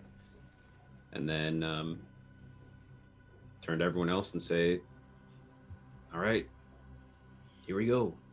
Here we go. After you, Petra. Alrighty. All right, so you said you're following them, Petra, if I understand correctly? And at a slower pace than they are moving. Okay. All right, so in that case... and are you... I know you said slower pace. Are you attempting for them not to notice necessarily that you're following them? Or are you not as concerned about that? Well, we're certainly not like stomping along or anything. I don't know that we're looking like... Yeah, we're being reasonably unobtrusive. Yeah. Can we roll a reasonably unobtrusive? Yeah, maybe not Right. stealth. Yeah, it's not stealth. Sort of like how they walk in Scooby-Doo. They kind of creep along, but they're perfectly visible. That's how we're doing it. So you're doing the... Because a part of me thinks that we want them to know that we're coming in a non-threatening way. Yeah. Because for us to go like full stealth mode now would be kind of weird. So Okay. Kind of creepy. we can make a persuasion stealth check. Persuasion stealth. Okay. So, all right. Well, then in that I could try the case- mating dancing. No, I'm not going to do that. I'd love to think Mating that your dance of what? performance check would be expert. Like you do a great mating dance and just really confuse them, Sleepwell. Yeah, exactly. I'm having all these monster feelings now. Mm-hmm. Okay. Let's see. So they go up the long way. Now, I should say that again in this area, as you're all following them, and if everyone could do me a favor and just move your tokens to these, up this way. The creatures, as you're making your way behind them, there is a lot of this sort of fluid which seems to be tracing from their claws, their feet, although you don't think it's oozing from them. You think that it's as if they stepped in it or something. So it's like tracks that they're leaving behind, really. But the area down here is an absolute mess. There is shattered glass, and there is a bunch of stuff everywhere. You haven't seen any of those cases that I mentioned, Petra, but in your vision. But there's definitely lots of glass and stuff like that everywhere. And it is actually quite dark down here with occasional sort of sparks coming from different places. So my question about that is, do you want to try to use a light source? Or, and actually, I don't know if any of you have... Sleepwell, do you have like a dark vision type of thing? Everyone has dark vision. Oh, that's We've right. been doing this a few times. Like everyone. That's We're right, that's right. perfectly able to Everybody see in the can see dark. in the dark. Infrared. Everybody can see, right. So, that's right. So, but again, it would be normally quite dark and, Okay. under these circumstances. So, and as you go down, you can see that there are passageways that lead off here. So there's one passageway that you can see, Petra, for example, that leads there and then turns to the north. Actually, I'm probably revealing too much here. No, you're not. Yeah, no, I know. I can show you everything. Feel more, Barry. Yes. So there are these doors that you are passing by that seem to be leading to something, and actually the ones that you see. I want to double check what the kind of door is. Let me see. As you pass by, yeah, they're just closed doors, but they are smaller doors. They're metal, but they're smaller doors that are closed as you walk past them. And the hallways on the right, there's that one hallway that I mentioned, but as you are following these creatures up, there are other hallways that branch out in other directions too, like for example over here. And this one here needs to, and again, please ignore the number. The number is not, you don't see any number. That's just not for us. Not for you. But you do see you do see a room as you pass by. So this room here, and the creatures continue to go to their north up the hallway. So this place here looks to be what looks like it might have been an abandoned lab. You can see there's a number of sort of metal tables, and there are some desks here. There are some cabinets that have been broken and shattered, and you can see there are a number of things on the ground that look like former pieces of equipment. There were wires and things like that all over. And you can also see within this abandoned lab, there are a couple of places that have what look like dumb terminals, although they also look pretty messed up, like, heavily damaged. But that's what this looks like, is kind of an abandoned lab of some kind, if you had to guess. Cause will let Aramis go ahead of him.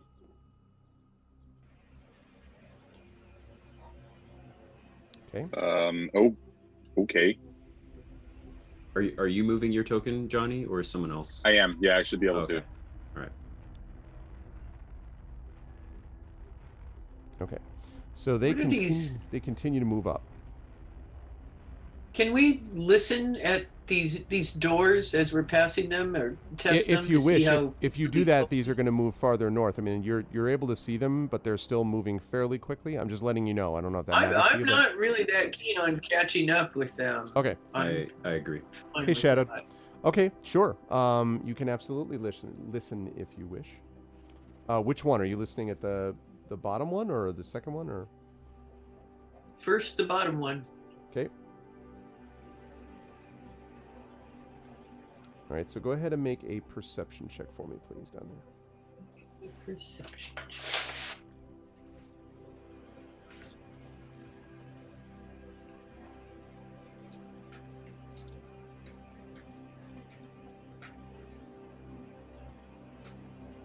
$17. You do not hear anything in there. There may be an occasional, like, bzz, bzz, bzz, possibly, Okay. but that may also just be, like, the entire place has got a bunch of these, like, sparking sounds, so it may just be something like that. But you don't hear anything moving in there. I'll do the same at the next one. Okay, so go ahead and make another perception check for me there.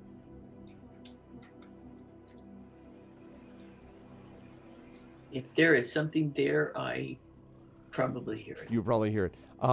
You do not. Just more of that sort of sparking. Although, as you listen, there is one thing that sounds unusual, I guess, to you, Petra, and that is from inside this one you hear a... I'm going to draw upon the... It sounds like the scout ship, to jump out of game for a second, from Empire Strikes Back, from the Empire, right, is what it sounds like. Completely impossible to hear what exactly it's saying. It may not even be in any like language you recognize, but you do faintly hear on the other side of this door just a repeating. Is it meant to sound like humanoid speaking radio communication, or is it like android or like robot Can't tell. beeps? Can't tell. It's Okay. just some repetitive sounding, sounding like that. Where there's like, it sounds almost, it could be words maybe, but whether it's humanoid, android, or anything else, impossible to tell from Okay. here. I think we should open it. Sure. Let's do it. Okay. This door actually slides open fairly easily. There's actually a button on it that you're able to press. There's no key code to it. And it slides open, and it reveals what looks like might have been an office at some point. You can see that it is also, like everything else has been, badly damaged and broken down. But there is a desk towards the back of the room over here, and against the back wall, there is what looks like, again, a sort of a stand with maybe like what might be a terminal on it. There's some kind of vid screen anyway, and you just see something looping on it, and it is someone, some person dressed in a uniform with a guard helmet. Could be, we have no idea what they look like because the guard helmet is closed, but they're saying and then click, click, as if they were delivering a report or something like that, and then it got cut off, and it's just on this sort of permanent loop. Well, you wanted a terminal, Kaz? I turn and look at Aramis. Well, you wanted a terminal, Aramis. Aren't you guys fun? Aramis is going to move forward and really get a sense of what we've got going on here. Does it look like it's in good condition? What's the deal? It doesn't look like it's in great condition, and it also looks to you as if it's not actually an access terminal. It looks like it's some kind of almost like an announcement system, like a vid announcement system, and the buttons that are next to the screen look basically like controlling the, volume and like the brightness and contrast. No, not like that. But basically the idea is that it's designed to control the sort of vid feed. You can increase and decrease the volume, but you don't see any way to be able to interact it. It's one way. It seems to be coming in like a broadcast to the screen. All right. Aramis is going to play with the dials until he gets it to tune in correctly. I mean, he has watched a lot of television. Okay. So you fiddle with it, but the only thing you're able to do is increase the volume and whatever. It doesn't look like the glitch is happening on your end. It looks like whatever is broadcasting this, that's where the glitch is. So all you can do is affect it. So you can turn it down so that you can barely see it, or you can increase the volume and, but like it's the same message repeating. Can we tell if it's like a closed circuit system or if it's some sort of like broadcast of some kind, whether it's like a data source coming across wireless, or if it's like wired? I mean, is there anything else that we can figure out in this particular case?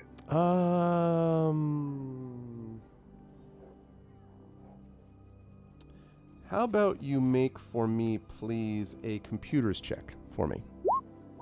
That was a 22. Had that chambered and ready. So Yeah. computers, right? Yeah, almost certainly this is some kind of a closed circuit system that's designed to provide announcements here. Now, here's the interesting thing. In this century, in the world of Esper Genesis, there are very few passive vid screen outs that only go one way, right? Like almost everything allows you to access in the other direction. So you have not actually run into this, Aramis, in this century. But you were aware, with your extensive knowledge of 20th and 21st century technology, which, as we all know, you happen to love, particularly 1980s style movies, that there were lots of these things in the old days where people could broadcast stuff and it was up to the broadcasting option, and that was it. It does look like it is a wired connection that runs up and it's hardwired into the wall and then disappears. But there's no, there's beyond that, like you don't have any information about whether, where the particular broadcast source is. It could be anywhere, but presumably somewhere inside the base. And this is definitely, if you had to guess, customized for this area, because you've never seen anything like this in this time period beyond that. Alfred, can you hear us? And there's a pause, and then Alfred says, "Yes, I'm here." There's a closed circuit system of some kind. Looks like it's a broadcast only kind of a thing, and it's wired. It's a terminal. Do you see anything from where you are where you might be able to receive the broadcast, figure out what's actually going on? It's what I would call a scrambled, which doesn't really make any sense, but it's not coming through clearly. There's either some interference, and it looks like it's repeating. And you sort of there's a moment where you just hear some like clicking, and the records about this are confusing. It looks like they did a lot of custom work in this place, but I can't find anything specific about that. They're definitely not terminals that are connected to the mainframe, but it's possible that they use them as a, I don't know, way to make announcements down there. I don't know why you would do that, though. Why not make it so people can communicate out and in? But I don't know. It does say that there was a lot of custom work being done here. Would it make sense if they were working on something that didn't necessarily, they didn't want to give access out of here? Say, maybe like Winter? You mean they didn't trust each other? I don't think they trusted the Long Winter. Whatever they were working on down here specifically. I wouldn't trust him. If that's what they're doing, it wouldn't have surprised me. It meant that they probably would have been a lot harder to take down all at once. They wouldn't be vulnerable to Winter in that case. But it also means that if something happened to them, they were cut off, isolated. No way to do some kind of a base-wide alarm, at least one that reaches these areas.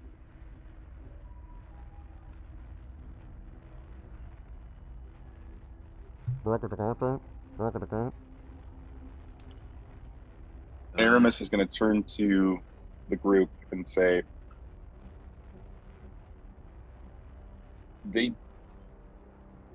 this doesn't seem like the smartest idea in the world, but maybe what we need to do is follow suit and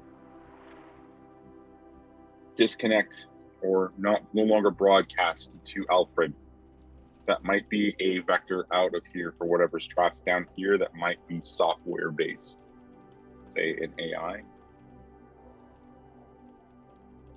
All right, so find power source and shut it down.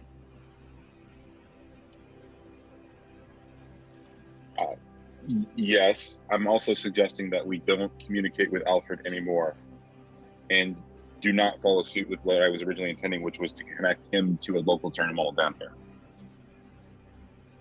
Which means we're basically on our own. Are you sure that's a good idea, Aramis? Oh wait, I'm sorry. Did you route him into that? I'm sorry, Aramis. Of course. Okay, so he says, "Are you sure that's a good idea?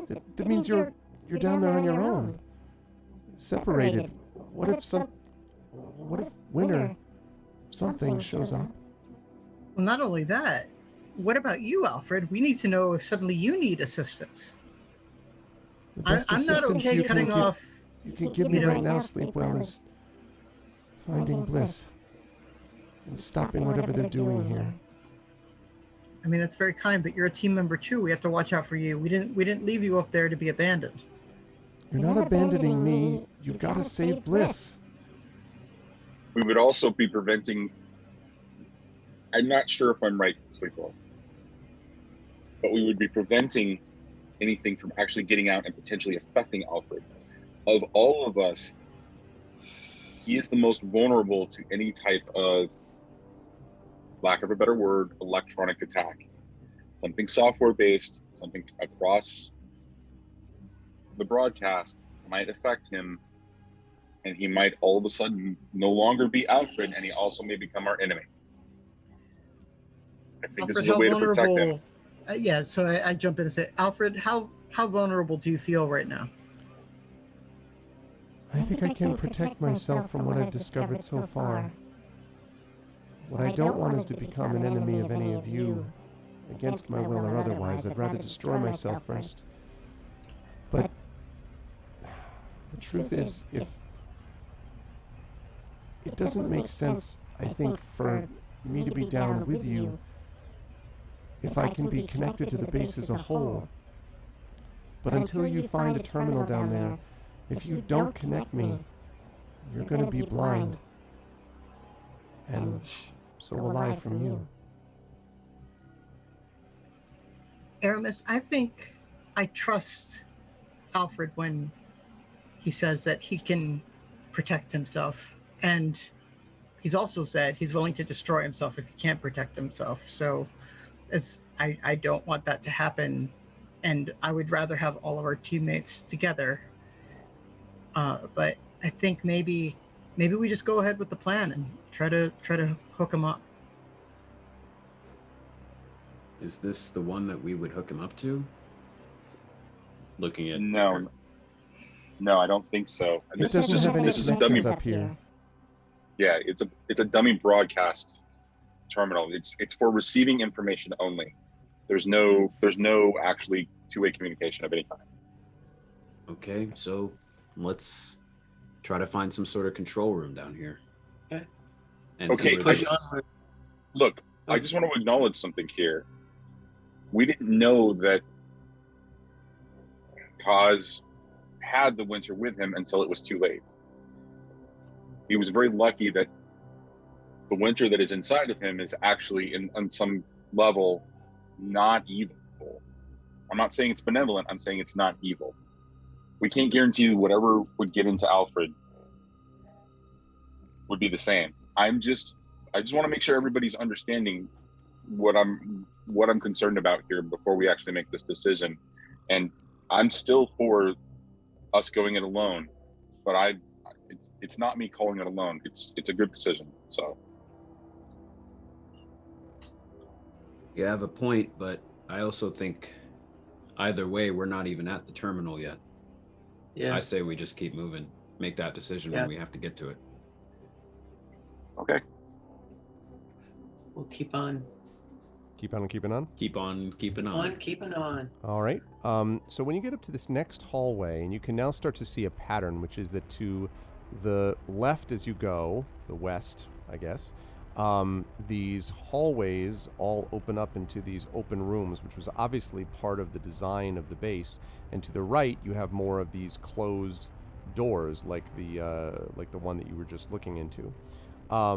But there are obviously some slight differences that you find between them. This next one up here, right up in this spot here, looks very much like the one below. It is, again, what looks like a lab that was abandoned, smashed. Here you can actually also see on the floor that there are some, what looks like organic, I don't want to get too squishy here, but organic parts of some kind. It's unclear as to what exactly. Nice. And they're not eggs, and they're not as big as what the creatures were that you were dealing with, the Batera, the Bioroid things. But there's little things that are all floating, little parts. There's nothing, there's no like constituent body that you can go, oh, there's this. But there's parts. And they seem to be parts, Sleepwell, you'd have to like do a full check to determine more.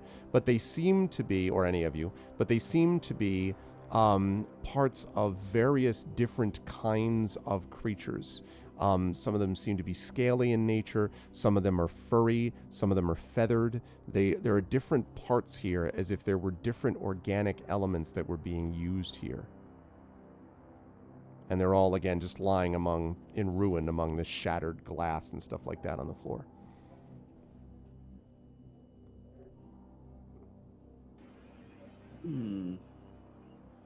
Yeah, I think they were just doing wildly unethical experimentation, and it's just the aftermath.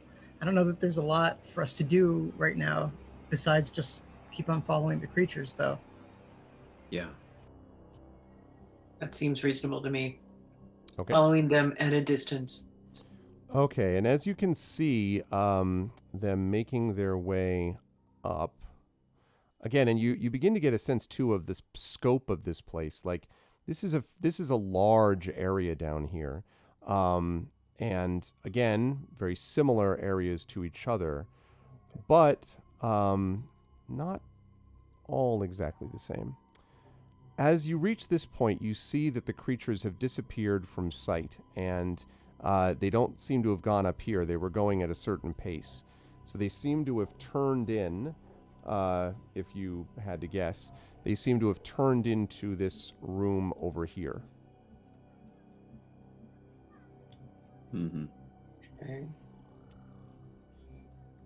So do you want to like go up and peek around, or Yeah, like, I how do you think wanna... I think we're just following, right? But are you going right? But are you like peeking around into the room? I assume like so you're following them, including into that room. I guess is my question. Yeah. We're going like right here and peeking around the corner. Okay. Yeah, I think we're all gonna fall asleep. Okay. When you're all there, I keep thinking Scooby-Doo, so you're all like ding, ding, ding, ding, like all four heads like looking around the corner. There are several, as you can see, what look like stasis pods would be the best way to put it. And along the wall of this chamber, and each of these pods look like they hold creatures 2 to 3 times the size of a human. They are sort of enormous and floating in this kind of fluid. 1 or 2 of them, although you can see that the fluid has been leaking because several of these stasis pods have basically been shattered. And you can see that it's kind of weird. It almost looks as if the pod was made of a certain kind of very strong, like almost plastisteel, but then there were like windows and those have been shattered, and so a lot of the fluid is basically leaked out. And there's a lot of fluid here all over the floor. In the middle of the room, though, is the part that really grabs your attention, because there are equipment and pieces of the room have been piled into the center of the room, clearly deliberately piled. And within this thing, within this pile, you can see, Petra, several, 3 in fact, large, golden colored and crimson mottled eggs. They are at least 6 feet tall in height, and these 3 seem to be not broken. They are in the midst of a makeshift, massive nest. And that is where we are going to break temporarily and take a break. We're going to take 5 minutes here. You are watching the amazing Esper Genesis crew playing Esper Genesis Stormfall. We are sponsored as always by Alligator Alley Entertainment. If you like what you see, please make sure to follow us on the channel, check out our YouTube and all that kind of good stuff, and please subscribe to the channel if you can. And also please make sure to support all of these wonderful people in their various game, writing, voice acting, musical, computer development, etc. Endeavors, because they are all awesome people who deserve your support. Otherwise, everyone stick around and we'll be back to you in just about 5 minutes. Hold tight.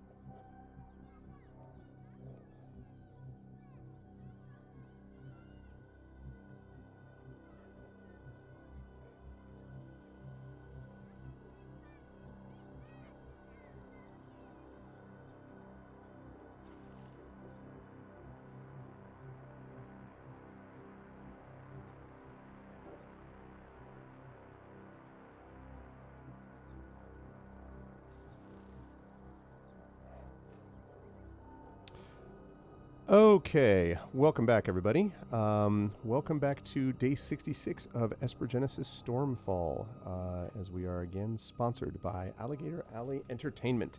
Good to see everybody, and we are back.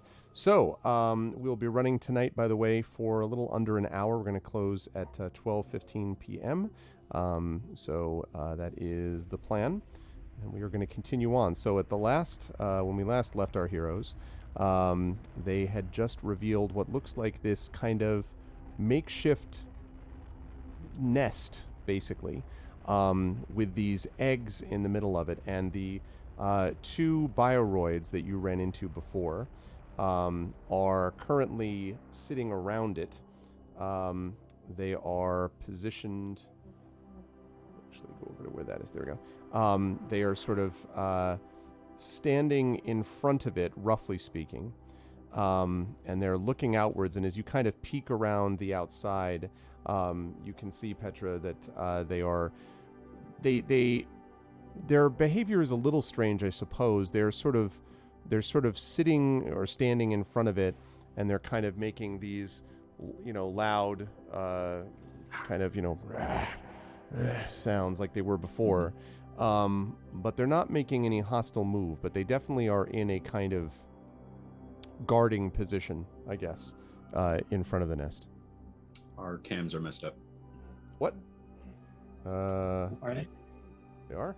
Oh, it's because I turned my video off. That's my bad. Well, Sorry. it's okay. You just have to be sleep well for the rest of the... No.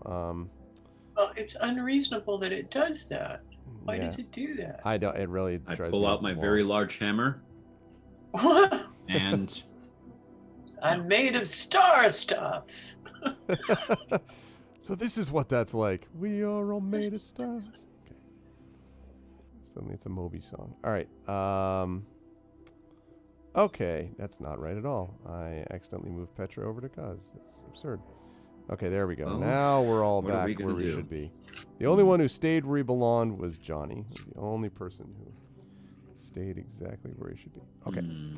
Arrived precisely where he means to. Okay, now everyone is set back on the normal. Thank you. Okay, so yes, so they are standing in front of this area that I mentioned, and they are, kind of seem to be, I don't know if waiting is not the right term, but they are definitely sort of looking with interest to see what's going to happen next, I guess. Sleeple here chimes in and says sort of like, they let us right to their nest very cautiously, and they don't seem to be agitated or trying to drive us away. I think we're family. This is incredible. I wouldn't stretch it that far. Yeah. Caution is definitely required here. Yeah. Sure, we're going to be cautious, but I mean, I think they like you, Petra.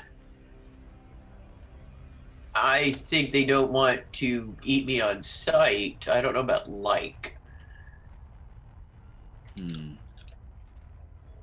All right, they've let us here. What are we gonna do? I think we just go in very slowly and, cautiously, and we see what they want. Have a bit of a Fenarg situation going on. It worked the last time. And My question is if they want us to come in or whether they want us to just go on by and leave them alone. But no matter what, if we leave these eggs here, they will get turned into beasts like this when they hatch. Didn't you say your vision was of an egg being broken? Yes. Clearly they want to protect the eggs. I wonder if they think we can help. So I'll look at the creatures. Are they just sort of watching us as we stand there Very closely. talking away? Yep. did you say, Greg, as well, that there are like tubes in this room? There's probably a better word. But Like pods of some kind. pods that have with creatures in them.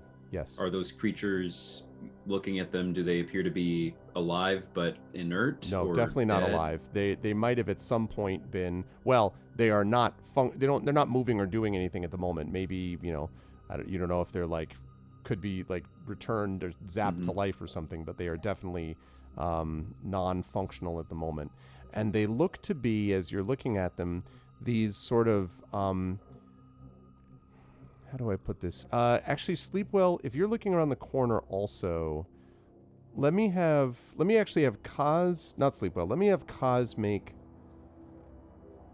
let me have you make a xenobiology check for me, Kaz, please. They gotta sent me. Sure. Make a huge omelet, yes, Renell. And they won't get turned into cyborgs. Gotta look at the positive. 12. Okay. Why do I not see that 12? Did it not come up for anyone else? No, I just see, I still see the 22. Yeah, didn't come up for me yet. No? Okay. I'll refresh, but Okay, so 12. got a 12, yeah. The best way I could describe this, Kaz, is that these creatures, they are, from what you can tell, now it's partially hard to tell because the bodies have been kind of not scratched or destroyed, but it seems like whenever these pods were destroyed, okay, now it just came up. Whenever these pods were destroyed, these creatures were obviously damaged in the sort of doing of that. But as you look at them, you can note that they are blank-faced. And I don't mean blank expression. I mean they literally have no face. It's just a blank surface. And their bodies themselves look oddly smooth and kind of not particularly muscled or with a lot of definition.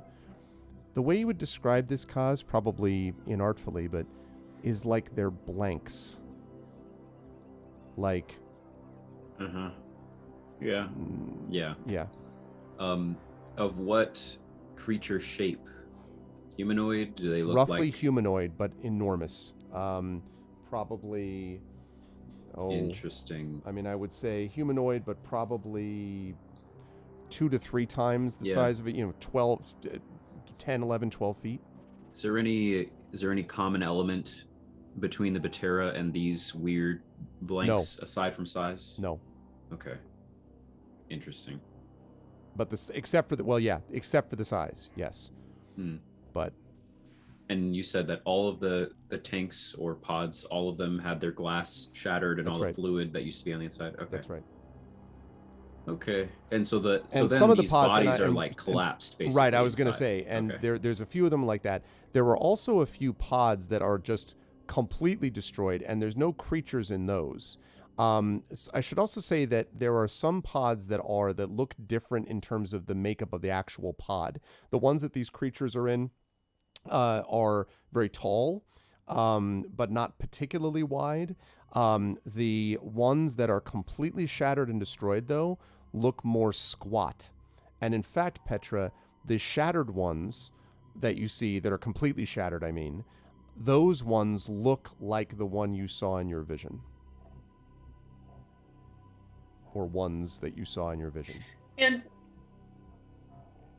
when it says shattered, like, is there any sort of pattern to the shattering? Does it look like they were shattered from the outside with like 2 or 3 blows, or from the inside with multiple ones? I'm going to give you a choice. I'm going to give you a choice on this. You can make an investigation check, but if you're going to do it from this distance, you're going to be doing it at disadvantage. You can also move into the room and move up close, in which case you can do the investigation just normally. So I'm going to give you a choice. I'm going to move into the room slowly and reassuringly. Yeah, so they get like, as you move close to the nest, they're but they don't sort of go close to you. But they are, you could see they're like, if they could have hackles raised, they would have their hackles raised.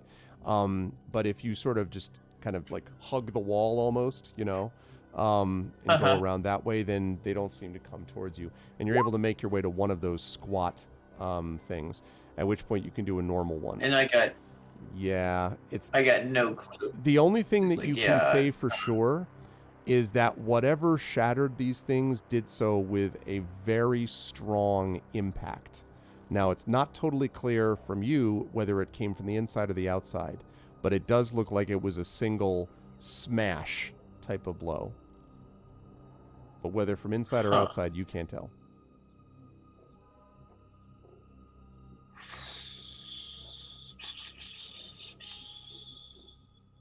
Kaz will take a look at these creatures in the doorway. And can I spot any sort of, like, you know, they're half metal, half organic. I'm sure that there's elements of their computer biology that is going on the inside, but can I see at all any like source of power on the robot side that could possibly be deactivated or something? Let me have you make a perception check, please. My favorite. Let's see. 26. You do not see any obvious power source. The main thing that you note about the power is that there is this continued sort of occasional rippling of kind of electrical current. It may very well be bioelectrical, though, Kaz. You don't know what kind of stuff has been internalized or constructed, but there's no obvious outside, you know, press red button to stop type of thing. Yeah, so Kaz says to the group, I don't think we can save the adult ones. No. But we need to get these eggs at some point. And I'm not sure how we make that negotiation. I look at the creatures warily. I turn to everyone and say, we could just let them chill in here and keep looking, maybe, for more answers. I think continuing to look might be useful myself. What do other people think? Oh God, suddenly there's... Oh yeah, jeez.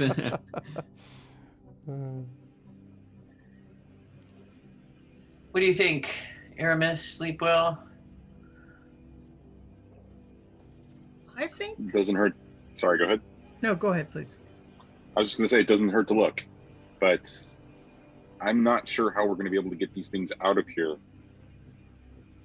Even if we do a nice, intense negotiation and get this all sorted out, getting these things up that elevator shaft without an elevator and handle them delicately into a vehicle, probably while under a firefight, it's my assumption when we're getting out of here, is going to be a real challenge.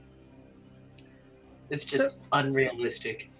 Well, so we came down here not so much because we wanted to save eggs, but because we were trying to find an alternate way inside.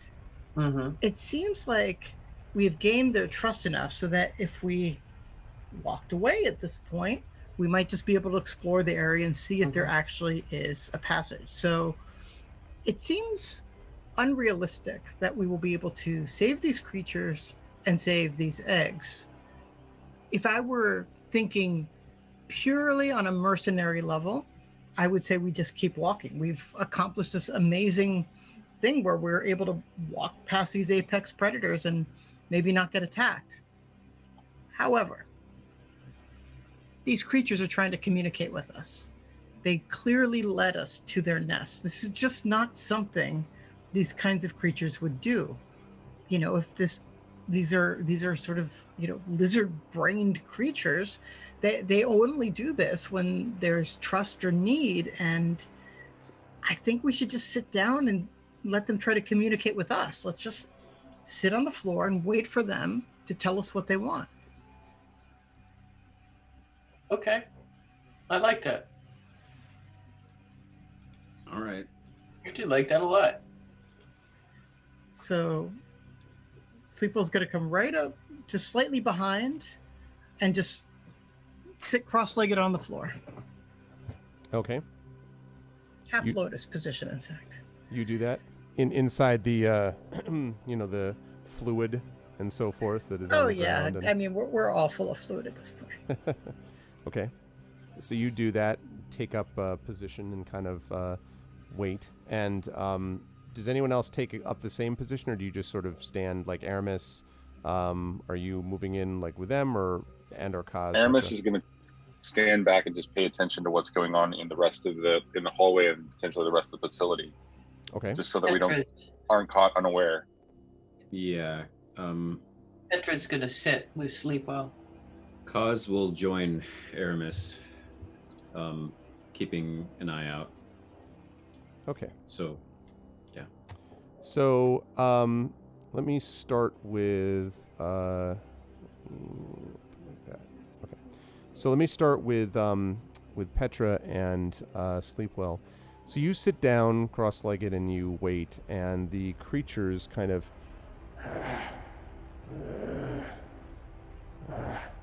and every so often one of the bioroids goes over to one of the eggs and kind of in a very strange kind of maneuver, almost like bumps its head into the egg, and the egg kind of moves and shifts. And I would like actually both of you to make... I'm going to ask, Petra, I'm going to ask you to make a xenobiology check. No, I'm going to ask both of you to make medicine checks. I wanted Sleeple to make a medicine check, but I think I'll have Petra do one also. I want both of you to make medicine checks as you're watching these creatures do this thing with the eggs. Going to use my inspiration now. Okay. Because I think it's a good time for it. All right. That's good stuff. Cool. And I rolled a natural 1, so that was a good time to get it right there, Petra. Sleepwell, you're like, I see the creatures in the dance of their people, bumping eggs with their heads. That is... Xenobiologist, I am not. This must be that mating dance I was talking about. No, this was about the mating dance. This was actually medicine, though, Sleepwell, in fairness. It was medicine. But still. Oh, no, it doesn't matter anyway. With my maximum bonus, I got a 1. Yeah. So, fortunately, though, you get a sense of what might be going on here, Petra. And the thing that strikes you is you can see that as they bump into the egg kind of shifts. And every so often you see what looks like kind of a slight, you hear like a little and like maybe a slight fracture. And as you look at it, you can see that what I mentioned were this sort of crimson, modeling that I talked about before. As you look at it more closely, you think that what that might actually be is a whole network of cracks on the surface of this egg, of the eggs. The thing is that as they're sort of bumping into it, this doesn't look to be, I mean, you're not an expert on bioroid, kind of biology, but these creatures don't seem to be doing it particularly gently. You don't know if they know what they're doing. That might be a better way to put it. Like they're just, bumping into it every so often. But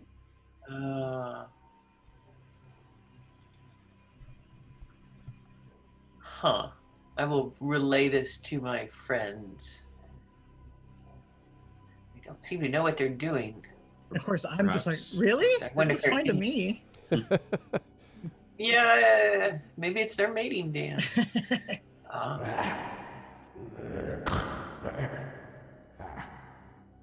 But if I think their instincts have been so twisted by the terrible surgeries and augmentations that have been done to them that they don't know how to parent anymore.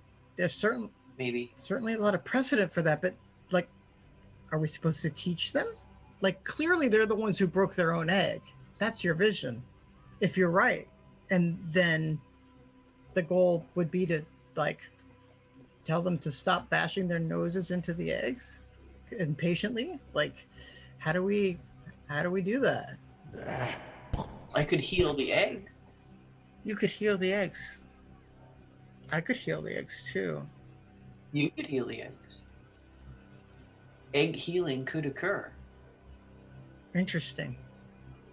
Okay, at this point, having heard this, I'd like to do a medicine check to see if, from the distance that I'm at right now, if I can judge the health of these eggs. That is, like, do they look like they're on the brink of hatching, or do they look like, can we smell anything like that? Okay. I'm going to give you this at -2 from the distance that you're at. Great. Prince Justin. 17? You don't know if they're hatching. You know that this pattern that you see is not typical of a pattern of an egg that is ready to hatch. Like, the cracking usually, first of all, is happening in one side of the egg. And secondly, it's coming from the inside because the creature within is pecking to get out of the egg. And that is clearly not happening here. Wait, I think I got a little confused. So it's not trying to hatch, but the creature inside is trying to get out? No.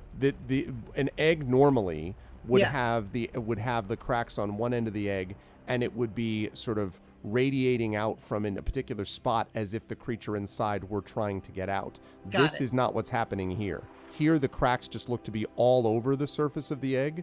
Once Petra has relayed that to you, and it's being done from the outside in.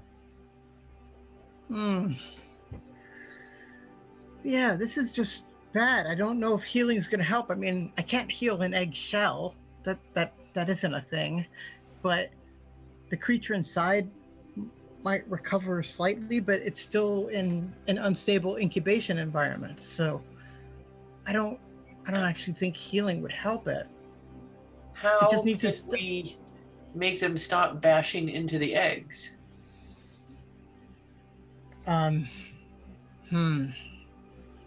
Sleepwell, do you think you can create some sort of structure around them?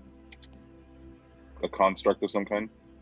Oh, you mean like put a wall between two apex predators and their eggs so that they know that I'm the person who has prevented them from tending to their young?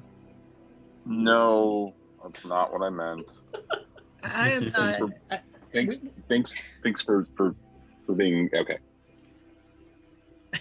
I mean, what did you mean? Like, I'm not going to separate them. We have to teach them. How do we teach them? While you're thinking about this, let me jump to Kaz quickly, and actually Aramis, I guess, because you're on your way up there. Kaz, there is another passageway which goes down here, and this is a longer passageway like the one that you saw further to the south.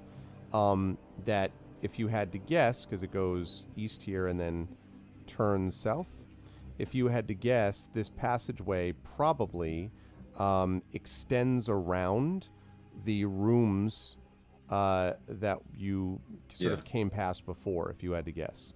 And there is down here also a wall, another one of those steel walls at the very end of this area. The other interesting thing is, to the north, what you see is another elevator. Where architecturally there is no elevator on the previous floor. That's or the right. higher floor. That's right. So this only goes down. Conceivably. I mean, you'd have to get up close to see, but... Okay. I will approach this elevator to inspect it for designating markings. Okay. There are, in fact, sort of almost older style buttons outside of this elevator. And you can see that there is a lot of dust, basically, on the buttons, but not in one spot. In fact, it's rather obviously so that one button in particular has been used over and over again on this thing, and relatively recently. And it is, the button is listed as 4. And recalling the floor descriptions that Alfred gave us, what was the 4th floor again? What did we know about it? The only thing you knew about floor 4 is that it was a place where there was a lot of, there was very little information forthcoming about that particular area, basically. Like a lot of sort of, need to know basis, access denied, that type of thing. Got it. And we are on floor 2 right now? No, you're on three? You're on floor 3. Interesting. Yeah, you started on Okay. floor. The top one basically was 1, and 1, 2, 3. No, actually, I take that back. You're on floor 2 right now. I take that back. Okay. But there definitely does the button that's used the most is clearly 4. I convey this information to the party and say,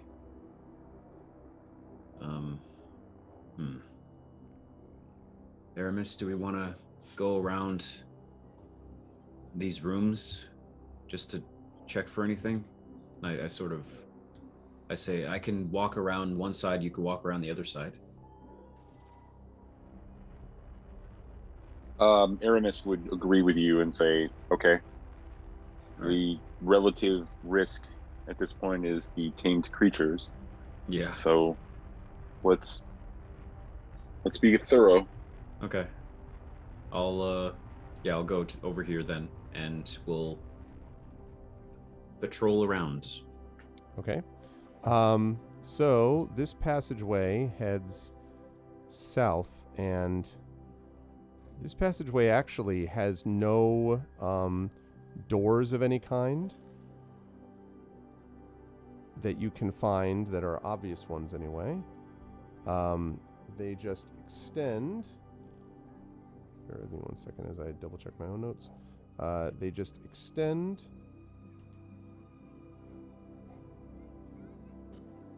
down here on that spot. Okay. Oh, I take that back. They do start to have doors down here. So up the opening section, over up here, right up here, has no doors there. But as you go further down, there are more of them that start to be revealed. And the doors look very much, Kaz, like the ones that you saw on the other side, basically, and the same area. So the same kind of not as big doors that you see here, and then it hooks up with that side of the passageway. I'll listen at the first door. Is this one right here? No, that is not a door. Okay. First door is right here. Yeah, that one. Okay. I will. I'll listen up to it. Okay. Go ahead and make a perception check.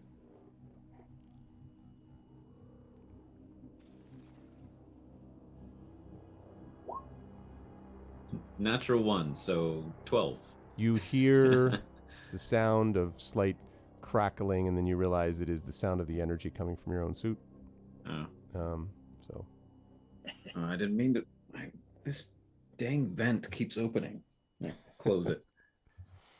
All right. I presume, is Aramis doing the same patrol? Yeah, so Aramis, if you went around the other way, you would end up down here to begin with, like this, southern side, basically. And at which point you would see Kaz, and Kaz, you would see Aramis, Aramis coming up the other way. As Aramis is making his way around and getting to that particular point just before he engages Kaz, do we notice anything as we're walking around about this facility, about are these doors containment doors of some kind, given the fact that we know that there are like experimentation and samples here, or are they, is there anything that seems just to indicate, anything more about this facility besides the 3 rooms that we had really explored? Like, is there anything architecturally detailed about this? It seems odd that we're walking around and we're not seeing much anything else. I agree. Let me have you make a mechanics check for me, please, Aramis. I would be happy to do that. Give me just 1 second.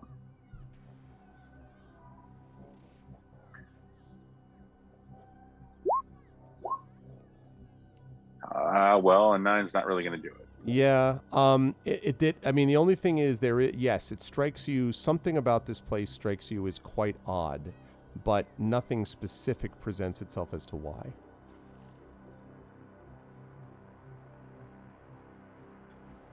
And I mean, as far as like, the other stuff, all you know so far in terms of actual evidence you've found is just the one-way terminals, which seem, again, weird to you. But that's all you know so far. These doors are just regular. They look like doors that could clearly be locked, but they are, and they're metal doors, but they're certainly not like containment level doors. And of course, these areas into the labs here, as you can all see for yourselves, are all open, which again seems odd. Kaz is going to check the next room, okay. But presuming that Aramis is doing the same, I'll let Aramis check his first. Okay. Are you making a perception check on that southern door there, Aramis? Sure, why not? Okay. All right, 1 second. Perception. And how about a 19? Yeah, so in this room, you hear almost nothing, but there is a faint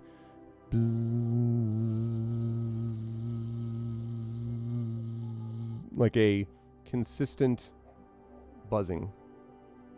Not of a creature, just sounds like a like almost a line, electrical line or something. Bzzz. Is it like a high frequency hum or is it like a low frequency hum? No, low frequency. Aramis will look to Kaz and say, potentially power source? I don't understand what's going on here. Nothing seems out of the ordinary, but everything here is unusual. It seems reversed. I'll go up to the door and go to open it slowly. Okay. So the door here is stuck. Doesn't seem to be locked, but it's jammed. Like you press a button to open it, and it does one of those like do-do-do-do-do, do-do-do-do-do. So you could try to force it if you wish. I look at Aramis and say, my suit's not made for athletics. Could you open it?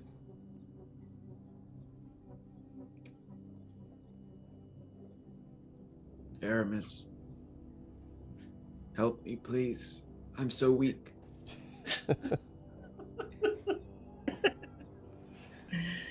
Did we lose Aramis? Are you still with us, Johnny? Johnny, you're muted. If you are talking, we can't hear you. Yeah, that's probably the case. Okay. All right. Aramis would look at you and say, "Do I look like, with a flourish of the example of the body, do I look like somebody who can do something about this?" Maybe we can work together. Sure. Can I offer Kaz an assist to try to open this door? Sure. Okay. I will allow you to do that. So go ahead and make. I'll take athletics if you have that. I do. And then I will. Let me think.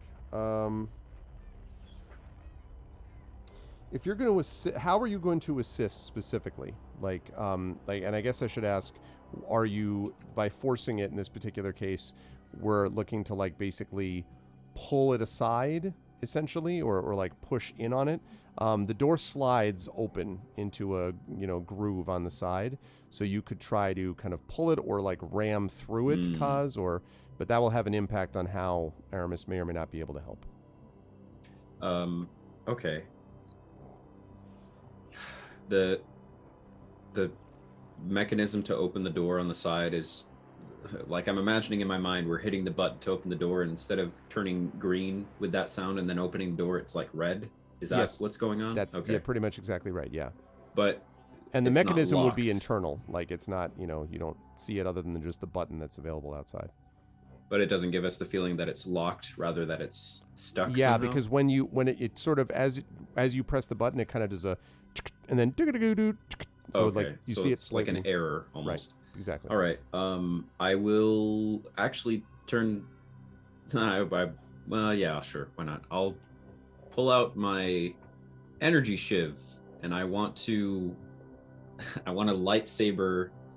I doubt that I could get through the door with an energy shiv, but if I could, I want to. I mean, if I could, you can. You want to let me know. recreate the Phantom Menace, where at the very I beginning, mean- where Qui-Gon is trying to get every into the. story. This every is Star Wars impossible. movie. All right, Yes. it's a great moment. All right. Or I imagine the actual the tiny little pad or console that opens the door. I'm just like breaking that so I can get to the wiring, or hope that it unstucks the door. Okay. Yeah, the console doesn't really look like there's a console that's obviously accessible. You can try to cut into it, or you can try to cut into the door itself, basically. So it's up to you. I'll cut into the mechanism that opens the door. Okay. So when you do that, you cut in, and there is all of a sudden the bzzz, and there's a massive Oh. spark. I need you to Okay. make a dexterity saving throw for me, Okay. please. All right. Let's see. Ooh, Just I have a- Kaz or both of us? Both, because you were trying to assist. So both of you are going to be affected by this. Plus, you weren't very far away. This thing is a pretty. Oof. Yeah. Let's 13 see. for Let's see me. how. Yeah. You So- saw- How much damage are we taking? Yeah. Okay. So a huge spark shoots out, and it is going to do 10 points each Ooh. of Ooh. lightning damage. And there is the buzz is now. You'll be happy to know that the buzz is now gone. And the door is slightly ajar. And all of a sudden, Aramis, is you're also both sort of knocked backwards against the wall. And as you're seeing there, you hear the voice of Alfred come through. Is everything all right? There was a massive spike just now down there. Aramis, is everything okay? No. Everything is not okay, Alfred. Thanks for checking in, buddy. I'm like somewhat collapsed on the floor against the wall, and as I start to get up, I just deactivate the energy shiv and brush myself off and turn to Aramis and say, "It worked," and I go to the door. So the door It hurt. The door is ajar. Now, it's not really open enough to allow you to squeeze through yet, but it is open enough that you can see inside. And this does look as if much of the room, like everything else you've been seeing, is largely kind of destroyed. But one thing that you notice in here that's interesting is, first of all, you can now see that there is sort of a large cable that is kind of just brushing against the door, which, if you had to guess, had fallen and was essentially electrifying the mechanism. And so when you put the shiv in, your guess is that it kind of blasted the cable free from the door, and also you free from the wall, from the mechanism and back against the wall. So it's now just lying there. It's not even sparking anymore. It just seems to be sort of dark and dull. But the other thing is that inside here, you can see that even on the ground, you can see that there are things that look as if they might have been dragged out of here. And this begins to sort of put together a pattern that you've been noticing, Kaz, in particular. And Aramis, if you get up and go to the door, you could probably see the same thing, which is stuff being dragged out of the room. And it occurs to you that some of the stuff you saw in the so-called nest, there was too much stuff in that nest for it all to have come from that one single room. So if you had to guess, stuff has been gathered, basically, harvested, and brought back to the nest.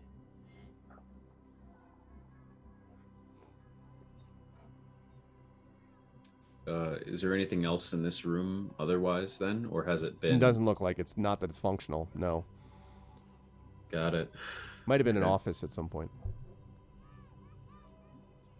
Does the Alright. terminal in the office desk look like it's still available? The terminal in the office desk looks to be in. Well, it doesn't look like it's in great shape.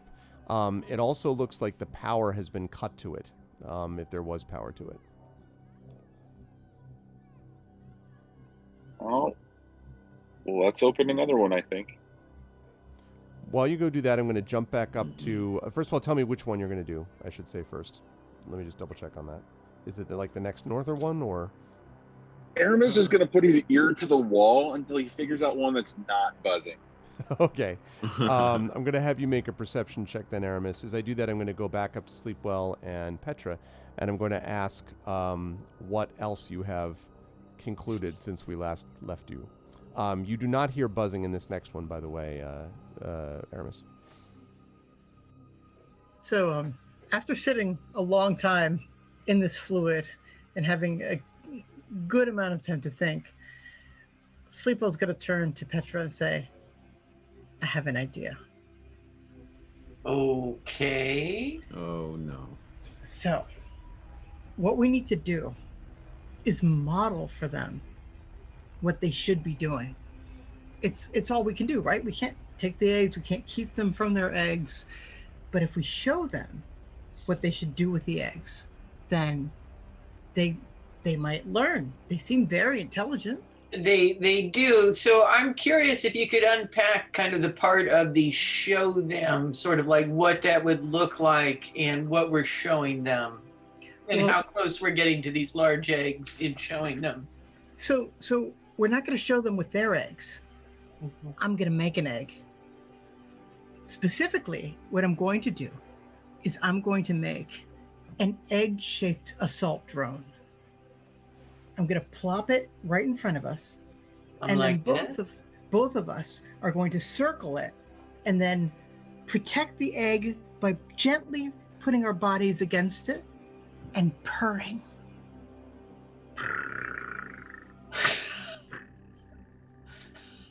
They will then know to treat the eggs gently and to give them their body warmth. And then they will be able to do it themselves and protect their own eggs. Oh my god. This is not Petra's reaction. Sorry, this is me. This is awesome. Oh my god. It's very hard to stay in character with Sleepwell, Oh my but goodness. I think I'm with you on every part except for the purring. I'm really not sure I can manage that part, but sure, let's egg-shaped assault drone. This all. I can purr for 2, no worries. So I am going to create an assault drone that is, I don't think I can duplicate the color and stuff, but I'm just trying to basically mold it into something that looks ovoid and not unlike in miniature the eggs that they have. And I'm gonna evoke this egg, and in this careful, gentle pantomime, I am going to see the egg there on the ground. And of course, I can command the drone with my mind. So I'm going to have it sort of like fall on its side there in the amniotic fluid that we're surrounded by here. And by the way, probably not as big, right? Sleepwell? No, that's what I mean. Like, it's in miniature, so but it's proportional, maybe somewhat. Like a Sleepwell could hatch out of this. Right, exactly, like a little Sleepwell cat. But so the drone is now there, and I kind of go around it a couple of times, making happy purring noises, and then I very gently settle my body around it so that my flank is just touching the egg ever so slightly. And then, I'm keeping an eye open to kind of like watch them. So I have my head kind of like tilted to them, but I just cuddle up there, and my face is just as pleased and as placid and as happy as it can be. And I purr. I'm going to ask you to make a performance check for me, please. Make a purr check. I'm going to ask you to make a performance check. Performance check. I just want you to know that if you get stereotyped as a cat, you have no one to blame but yourself. No one made any litter box jokes or anything like that. This is all, today. I'm just saying. Yeah. Also, I want to say that I was very kindly gifted an inspiration, and I'm going to use both the inspiration to do this at advantage, and I'm going to use my last luck dice. I used 2 of my luck dice several sessions ago when we were riding over the canyons. I have one more left. So everything is being gambled on this one. So what is performance, actually? What, is that charisma? Should be charisma, I think. But yeah, so actually, I believe- performance, let me double check. yeah. I think it is. It's not my biggest bonus, but all right. So first I'm going to roll 2, and then I'm going to add a d6 to it. Okay. Roll 1. An 18. All right. Roll 2. A 5. Oh. But I'm adding a d6 to all of this. And that is a 5. So my total roll is 23. 23. Okay. So they first of all, the sounds, the rat dies out completely. Like the creatures are just watching you. And you do this thing where you're like purring and also, Petra, are you just watching Sleepwell doing this? Like, Yes. okay. I'm like, I am just watching, and and then every once in a while, like, oh, I'm supposed to be doing something, then I'm just watching because this is about the most entertaining. you abandoned me, man. So you Wow. so you do this and you know, you purr and you do the whole bit, and the Bioroid kind of like looks down. It's strange brown, at one brown, one red eye, kind of, you know, its red eye glowing a little bit as it looks, and then backs up, and then it turns around, and it goes over to the egg, but its own egg, and kind of like sort of, it seems to be like trying to kind of, you like very gently, it sort of kind of does that, and you can see the electricity of it kind of flowing and enveloping the surface of the egg where it touches it, and then you hear it go,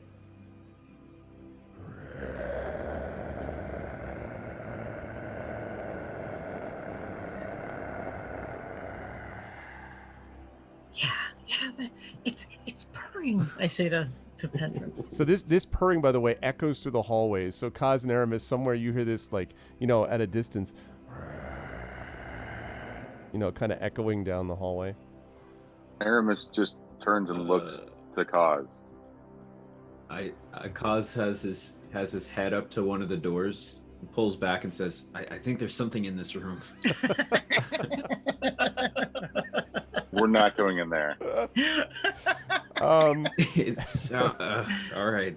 So it does that, and nothing happens to the egg, but that's what the creature is now doing.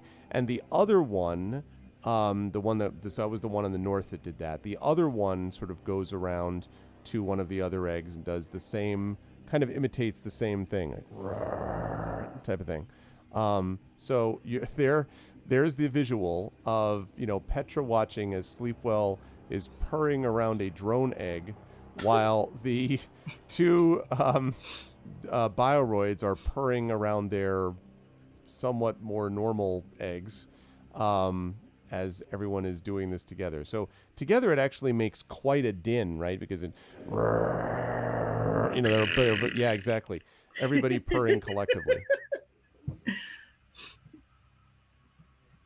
I'm kind of just like content to do this for a while, so I'm not planning on moving for a while. I'm just going to keep modeling the behavior. Okay, Petra, what about you? Are you going to stay there just watching him the whole time?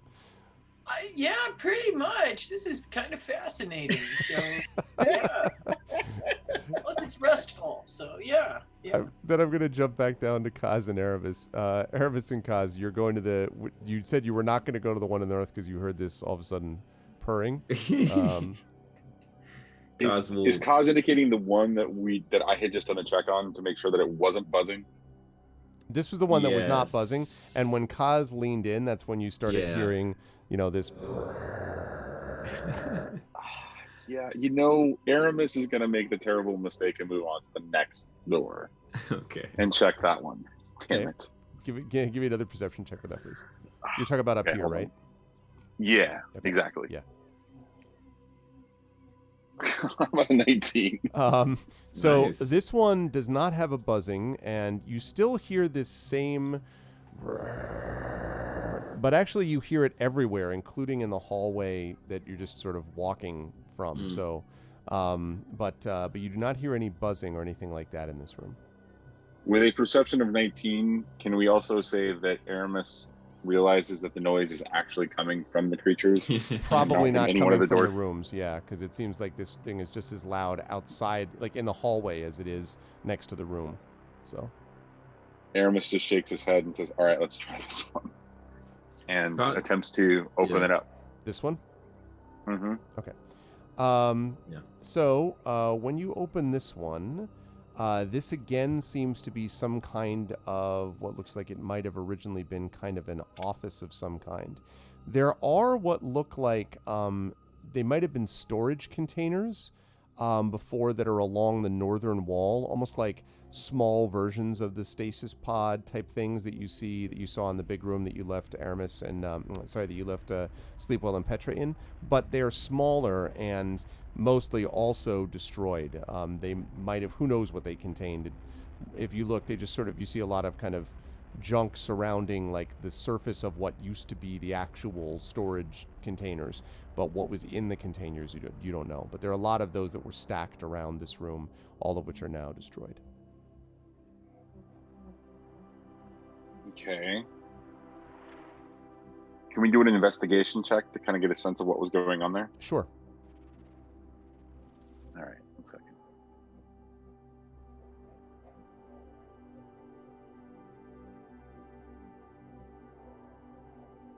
How about a 19?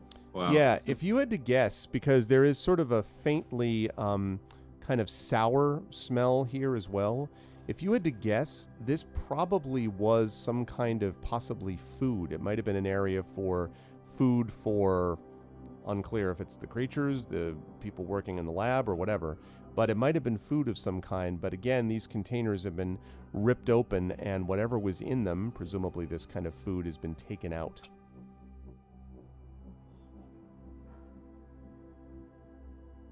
Okay. I relay that information to Cause. And then I check the status of the terminal in the office or the room. Okay. So this terminal does look like it. I mean, it's off, but it doesn't look destroyed. And it also doesn't look like a vid feed, one-way type of closed circuit thing. But it's not on at the moment. Like, it doesn't seem to have power at the moment. Can I figure out how to reconnect power? Maybe hit the on button? Well, yeah, you try that. Just click, click, click, click. No luck. But if you had to guess, you would assume that this thing is probably was powered from some other source which is currently shut down. So you would need to think of a way to get power to this device without, using the kind of central power which is currently not functional. But if you could think of an alternate power source, it looks like it's intact enough you could give that a shot.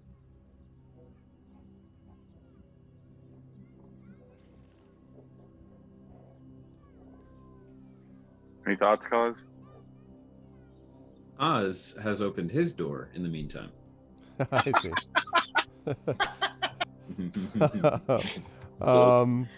So in this room, you actually can see there are more of the storage containers that I made reference to before.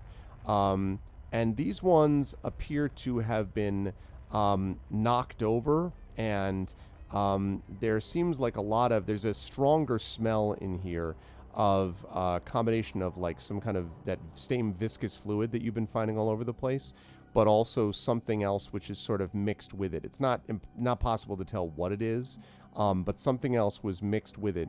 It looks like something may have like taken out whatever was in it and then, if it is food, eaten it here, like instead of taking it out and moving it elsewhere. Whereas the one where Aramis is, not that you know this yet, Kaz, but that one had stuff that was taken out. The room that you're in, it just seems like there was food here and it was all eaten here. Okay. I walk into the room where Aramis is and say, did you say something about tots? So I don't get Tots? confused. What Yeah, did you say? What? I was in the other room, and then I heard, do you have any tots? Why are we talking about shaved potato pancake weird? No, I asked you about your thoughts. About This what? terminal's down, and there's no power source, and we haven't seen a big on-off switch to indicate that. There's no So generator. I feel. Right. Why don't we go check on our friends? And I'm also remembering that there's sort of a big door right across from the nest room. Maybe we could go in there. Maybe there's a generator. Or maybe there's a big on-off switch. I don't. Whatever's gonna work. Let's just. Yeah. All right. This seems to be the place to be. Okay. We head back towards our friends to check in on them. So when you get there, guys, you come around the corner and see Petra, arms folded, kind of looking at, I don't know how Petra's looking expression-wise, but just beatifically, I don't know, down upon Sleepwell, who is currently semi-curled around what looks like a replica metallic egg, and seems to be purring. And there are a lot of the other two bioroids in here are around eggs and purring too, their own eggs.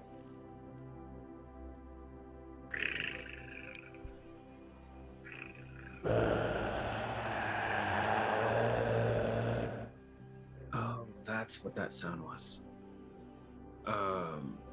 Well, I thought that was obvious. I'll let you guys do that. I'll turn to the door that I'm in front of. That door is a very heavy steel reinforced, almost like a wall. It looks very much like the ones that were blocking off the eastern from the western side of the base. Mm-hmm. That looks like a kind of like no touch, go inside type of door. Almost like a blast door, guys. No visible way of opening? No visible way at all. It definitely is a door of some kind, or, okay. But it was definitely not. This seems like it must have been controlled from elsewhere. Okay. I'll go to the door south of it then, the smaller one. Okay, that's not one. This is a door here. Oh, I'll go to this door then. Okay. And try to open it. That one opens. And reveals basically this, forget the number, you don't see that. A 6. It's a 6. No, this one also looks to be a kind of, some kind of an office. There is a desk in here, but the desk is literally broken in half and lying on the ground like something stood on top of it or whatever and smashed it. And behind there are some what look like maybe they might have been charts at one point, but again have been completely slashed and ripped and are just on the ground again in ruin. Charts? Yes. Looks like it. Looks like different pieces of what look like charts. And Kaz, I want to point out that these charts look like they were written in, they're not digital. They look like analog, as if they were written with some kind of device on what looks like the surface looks like at one time it was kind of a pure white that was almost maybe laminated, and there's some different color yes drawings. Please keep on going. I will, but all serious, jokes aside, this does strike you as very odd because it's an older technology. Kaz will sigh and shake his head and say through communications to everyone, I feel like we're getting nowhere down here. This is all the dust of where things used to be and where people used to be and things that used to be. We're supposed to be getting bliss, like Alfred's saying. I think, I do want to still get these eggs out here at some point, but I think we have to move on. That's how I'm feeling right now. I don't know. I think it's an accomplishment that Sleepwell made more friends. Is that what that was? I wasn't. I can only assume.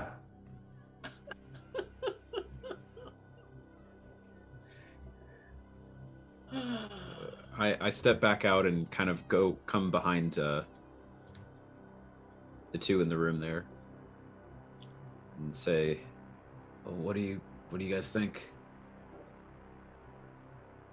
I'm still just sort of amazed that this worked. Can you tell that one? That's one's trying to purr. Can you hear it? It's trying to purr. That's interesting.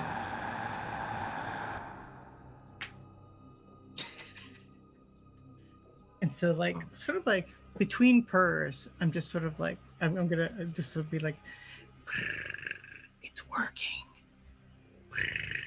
They're gonna take care of their eggs.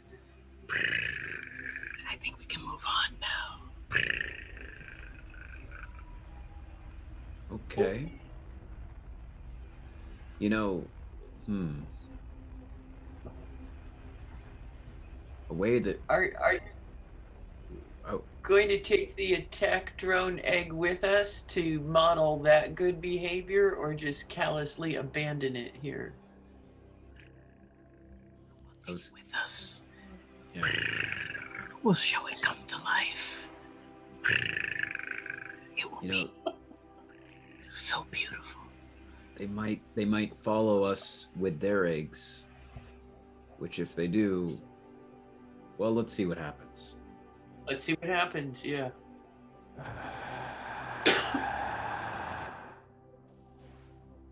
Okay, so you're leaving with the metallic egg. Well, I mean, we're gonna do this with purpose, though. Okay. So to With continue purpose. the performance here, Performance. at some point, I'm going to mentally perform. Yes. My drone is going to start quivering a little. Okay. It's going to start shaking a little, and I'm going to look very excited. I'm going to just sort of like rise up slowly, gently, but I'm going to look very lovingly with it, with my hands clasped to my cheek, and I'm going to be doing little tippy taps with my feet. And then the drone is going to rise into the air and come face to face with me. And I'm going to nuzzle it very carefully, just like really slowly, carefully nuzzle it like this. And I'm going to look at these bio drorgy morgy things, whatever, and I'm going to say, like, I'm going to make jazz hands, like ta-da, at them, and then I'm going to wave goodbye, and then just sort of like in a 1930s cartoon kind of way, start marching out the door, and the drone's going to follow me out in rhythm. Okay. So. Okay. I mean, sure. Follow I mean, of course you do. Followed by his drone. Yeah, followed by his drone. So you do all of that, and they do not follow you, but you notice that they kind of fall silent. And as you all leave the room, Petra, probably as you look back, you get this last look of the bioroids have stepped back from their respective eggs, and they're staring intently at the eggs. Oh. Huh. Well, that's one thing for them to do that's not harming the eggs, at least. So, all right. Once you've left, which way are you heading? Well, this well, let's kind of think back for a little bit. Remember when we were up in the hangar, we read that there was an unknown entity down this way, and down the other way was Balyadin's lackeys. I'm presuming, I say to everyone else, that these were the unknown entities, and we know what this is, so I guess there's nowhere to go but down. That makes sense to me. And now that you've made friends, sleep well. If we need to backtrack here, maybe those friends will help us fight as a last resort. Or at least not kill us as we come running through. Yeah. Right. Okay. And I say to Alfred, hey, Alfred, we found I found another elevator here that goes to the 4th floor. And there was that second elevator where you are. Can you tell at all which one might be more advantageous for us to take? Checking. And there's some sort of clicking, and then you hear, if I'm reading this right, the elevator that you found, the one on the other side, is powered. There's power coming to it now.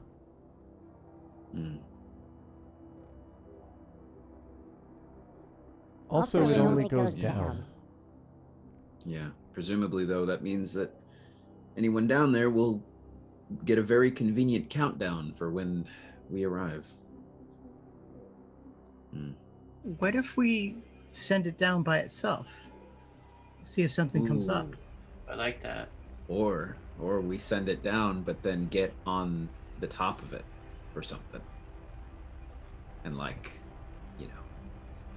yeah. But yeah, sending it down, seeing if something comes up. I think we should have a... I'm thinking that if we were to go down and those elevator doors open, that we are walking into an ambush. So if we can turn the elevator into a trap, I don't know. I mean, the trap could be when those doors open, there could be a sniper rifle aimed at the elevator doors. You mean out into the hallway? I mean, we send it down. Yeah. We don't do anything. Yeah. If it comes back up... Oh, all right. Sure. Why not? Why not? No. Okay. Aramis, are you joining them up there as they prepare to put this plan into action? Reluctantly, yes. Okay. So if everyone can position themselves just quickly on the map so we get a sense of how this is happening. Cause will be there. Okay. Someone's obviously going to trigger it to bring the elevator up or down. Mm-hmm. Okay. I will trigger it, but then I'm gonna book back here. Okay. Sounds good. And yes, it's not on this floor, it doesn't look like. So when you trigger it, you hear this and it comes up, and then when it opens, it is a smaller elevator, and there is nothing inside it. Nothing and no one that you can see is inside it. So at this point, I'm going to trigger it to go down again. Okay. So you do that. Doors close. It goes down. And now we wait to see if something decides to come up. Okay, so a few minutes pass. It does not seem to come back up and open. Interesting. It just stays down where you sent it. Anyone peeking at the beasties there to see what they're doing? They are continuing to stare at the eggs, if anyone is looking through it. Okay.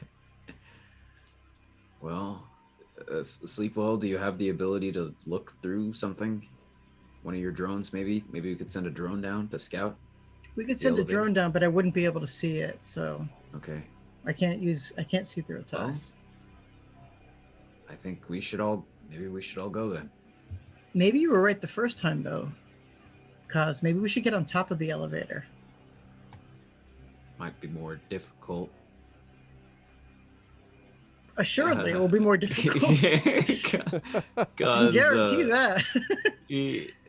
Do we see a way to keep the elevator doors open while it goes down? Is there a button that does exactly that? There's not a button that does that. Not from the outside. You could do it obviously from the inside of the car, but not from the outside of it. Oh, okay. Yeah. Is there a hatch at the top of the elevator? There does seem to be one. Hatch it up. Oh wait, sorry, the northern one. No, I take it back. I'm sorry. This is the northern one because this is as high as it goes. So no, there is no hatch in the top one. No. Right. So what we'll do is we'll send it down. If it were to go lower, it has no hatch at all. Right. No, it has no hatch at all. It's also, and as I mentioned, it's also smaller. Maybe it's enough to fit all of you, but it's definitely smaller than the other one was. All right. Well, I guess we just gotta go. Yeah. Agreed. Kaz will go back real quick and grab his grapple gun. Okay. And then I presume we all get in. So if you do that and then press the button to go down, again it does this, and it goes down smoothly, and then sort of there's a slight, hitch as it reaches the bottom, and then the doors open, and what you see in front of you, as opposed to what you've seen so far in the rest of this place, what you see in front of you are fluorescent lights that are flickering in the hallway slightly, but not flickering as if they're sparking. There's definitely power in this area. There's also a slight smell of ammonia, which you can just kind of feel this acrid scent kind of floating on the air. But the thing you notice most is that in front of you, down this hallway, so the door opens and there's a long hallway in front of you, and there are side hallways and doors just like there were on the floor that you were on. But this long hallway leads to what looks like a very large room. It's too far away to see it clearly. But inside that room, you can see lights pulsating. And inside that room, you hear the sound of vroom, vroom, vroom, vroom, vroom, vroom, vroom. There is some incredibly powerful machine working here, and you can see things, creatures in particular, moving. And that is where we are going to bring our session to a close. God damn. Interesting. I thought you were doing trap music there for a second. Oh, no. Yeah, welcome to the club. Boots and cats and boots and cats. Yeah, no. Totally different thing. I am not entirely sure where to begin with that is not exactly, I'll bet, what they imagined. And they're like, all right, so as you're going through this, they might encounter this, they might encounter this, or they might do a drone egg run through. I mean, they might also do that. That is not what I expected, which is why, of course, this group is delightful. Yes, it is the drone egg strat. Not what I thought necessarily was going to happen, but I absolutely loved this idea of these two creatures that you were almost doing this little dance with throughout this entire session, actually, about how it gets managed and what you're doing with them and how you're managing them. And obviously that all could go quite differently, and still could go quite differently, but that was definitely thinking outside the box in a lot of ways, and I was impressed. I see that somehow the cams got messed up on my cams only.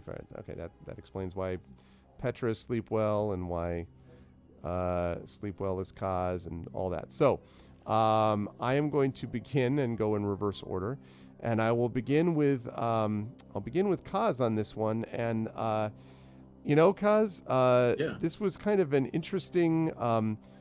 You had a lot of things where you were sort of there watching along with and then making certain things happen. I was vaguely amused by were we going to start with Johnny? Oh, sorry, Johnny. That's right, because Johnny has to get going. Yeah, thank you for the reminder. I beg your pardon. Yeah, let me start with Johnny because Johnny's got to get driving. Sorry, Johnny. Let me start with you. Thanks, Zach. Yeah, no worries. So, Aramis, definitely same deal though. I would say with Aramis. Aramis was also sort of watching things. I was amused by the reaction that both you and Kaz had when the whole thing happened with the electrical short on the door, and just being blown back, and then Alfred checking in, you being like, no, I'm not doing well. That was funny, and it was also interesting to me because you're obviously all of you are trying to sort this out at the same time, and I was really wondering what would have happened if it had been you with Kaz instead of Petra you with Sleepwell instead of Petra with Sleepwell when the whole egg thing happened. And it was funny to see the reaction from everybody when they started finding out what was actually happening. How did you feel about today's session? Where will the lovely folks find you next? I can't even imagine what it would be like to be in the room with Sleepwell when he decided to have another one of his crazy ideas. It's pure gold whenever Carlos does that with Sleepwell. So that's absolutely fantastic. Today's episode was great. I absolutely had a lot of fun. I enjoyed the fact that we didn't get into a fight yet, and I'm still expecting us to get into a fight with those things. But I like the way that the story evolved in that we found a non-confrontational way to address the situation, at least for the time being. And that's always one of the fun things about the way that we play this game, is that we always seem to find the creative ways to tell the story and end up taking, 2 or 3 hours to just solve one problem. So that's always entertaining to me. I'm currently on the road. I will be, heading back to California very shortly. I have deposited my daughter in New York. I am doing things in the Ohio area for the next couple of days, and then I will be making my final trek back to California, where on September 8th, I will be actually doing my first real stream on camera back on my channel. Nice. It will be the beginning of some really great things, and I will have some announcements early next week about that and about some other areas that I have been I'm trying to get back to. So, pay attention to me on the internet, Twitter, Instagram, all that kinds of things. And I will see you guys next month, and I will see you guys on September 8th on my channel. So, and that's it. Guys, I got to go. I got a 2-hour drive. So thank you so much for tonight, and thank you, Greg. Thank you for the session. Johnny, Safe travels. Thanks, Johnny. All right, thanks. Bye. All right, good stuff from Johnny. The camera pictures may get messed up, but I'll address that as I can. Yep, as predicted. All right, that's fine. I don't suppose that's any better. Should just leave it messed up and just leave it completely messed have up. the people comment on the other person that they are. Exactly. No, that. Oh wait, no, we're not even organized. It's not even that. We're it's like all, a jigsaw. It's all exactly. It's all right. I'll fix that. Okay. I will start with the person who I am fixing right now, and that is I was going to do this originally. So sorry, Zach. Let's go back to what Kaz thought of all this. How did you feel about today's session?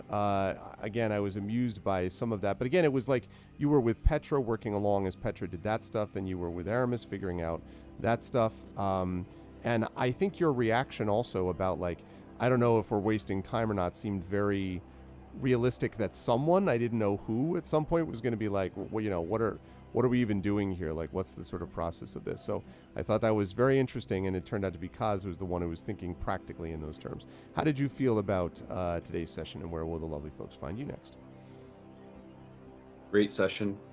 Very interesting situation that we have a variety of ways that we could have tackled, and Yep. I'm very glad that we tackled it the way that we did, and that Carlos is the crazy genius that he is.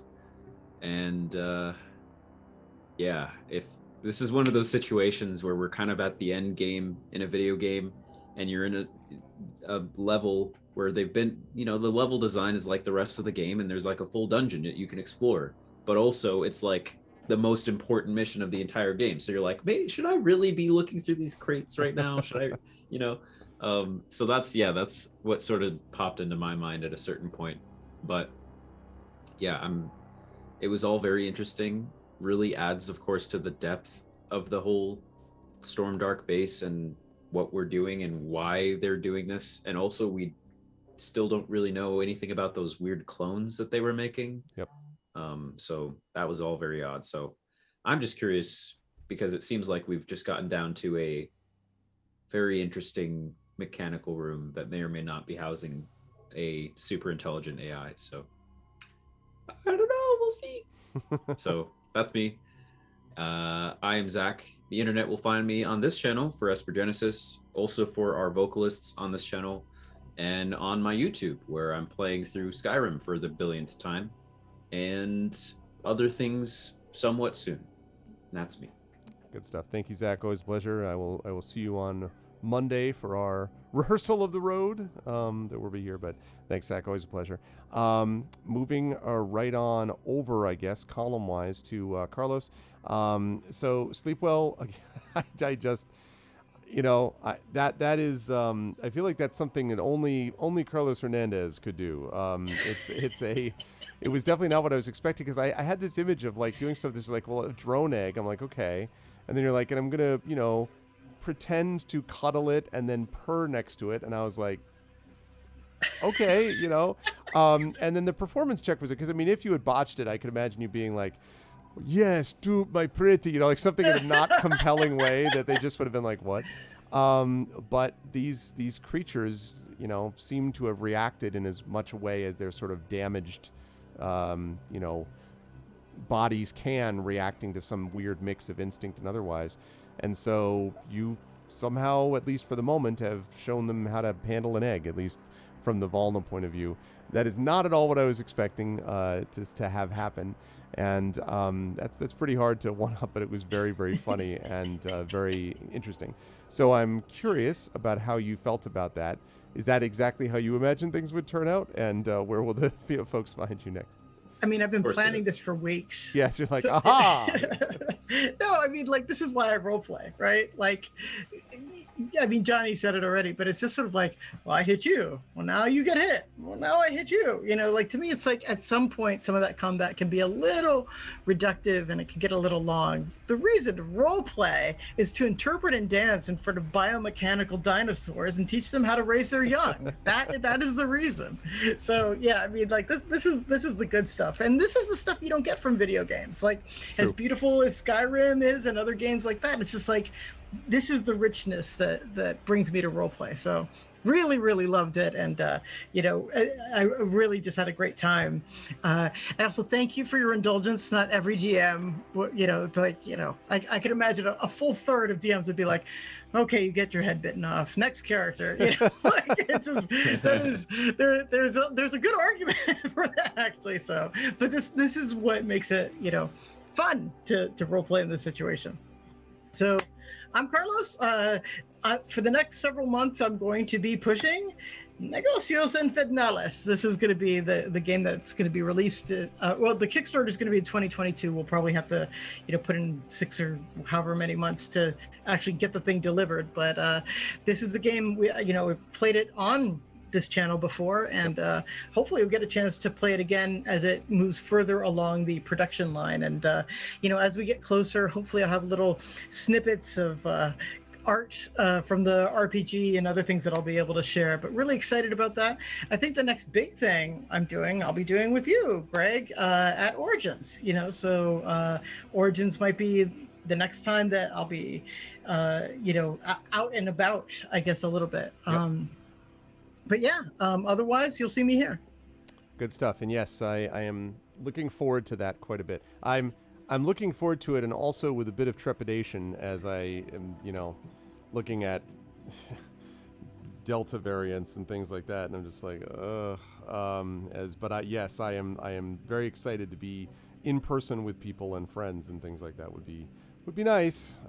So I'm hoping for that continues to hopefully move in a good direction. But regardless, yeah, I mean, we're gonna wait and see, because if it gets canceled, it'll only be because it needs to be canceled, and that's exactly right. And then that would be the right thing to do, because it's exactly right. Yep, I'm with you. But thank you, Carlos. Always a pleasure. And last but certainly not least, Kat, Petra had a couple of big moments here. Not, you know, the moment of you watching Sleepo was priceless, but the moment of, you know, being lent down the line and deciding to actually reach out and touch it, and then having this vision that kind of pushed things forward, and what the vision meant, like sort of trying to figure out what the vision meant, was interesting, because it's coming from obviously a damaged creature of some kind.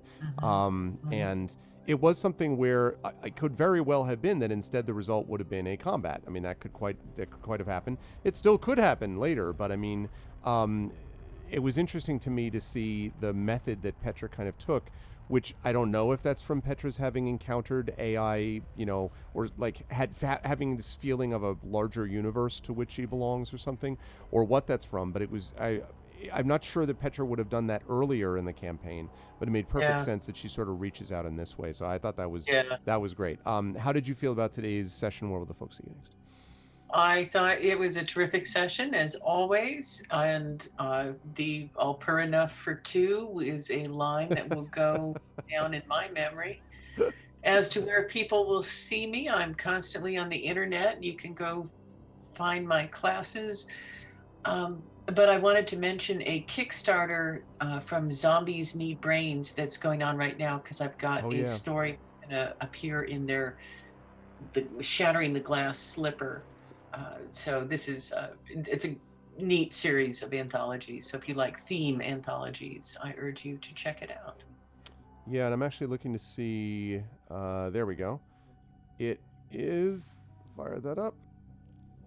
Right. I think I saw. Oh, thank you, Kat. You already posted. I was too busy looking to find it myself. I think I saw Julie Trineta talking about this. I think she may have a story in there. I've discovered that actually they've done a whole bunch of anthologies, which I knew, but I've been interviewing some of the authors, and people will be like, this is my fifth, sixth, whatever time in an anthology. And it's clear they're doing something really kind of neat that's bringing people back. Yeah, that's Joshua Palmadier's thing as well. So, yeah, definitely check that out, everyone. I totally agree. And yes, it's fully backed, so it's going to happen. So you can go and pledge and get your book and all that kind of good stuff. So that was great. And again, wonderful session from the players. You will see them again next month back here in various capacities in Zach's case. But for Johnny and Kat and Carlos, you will see them.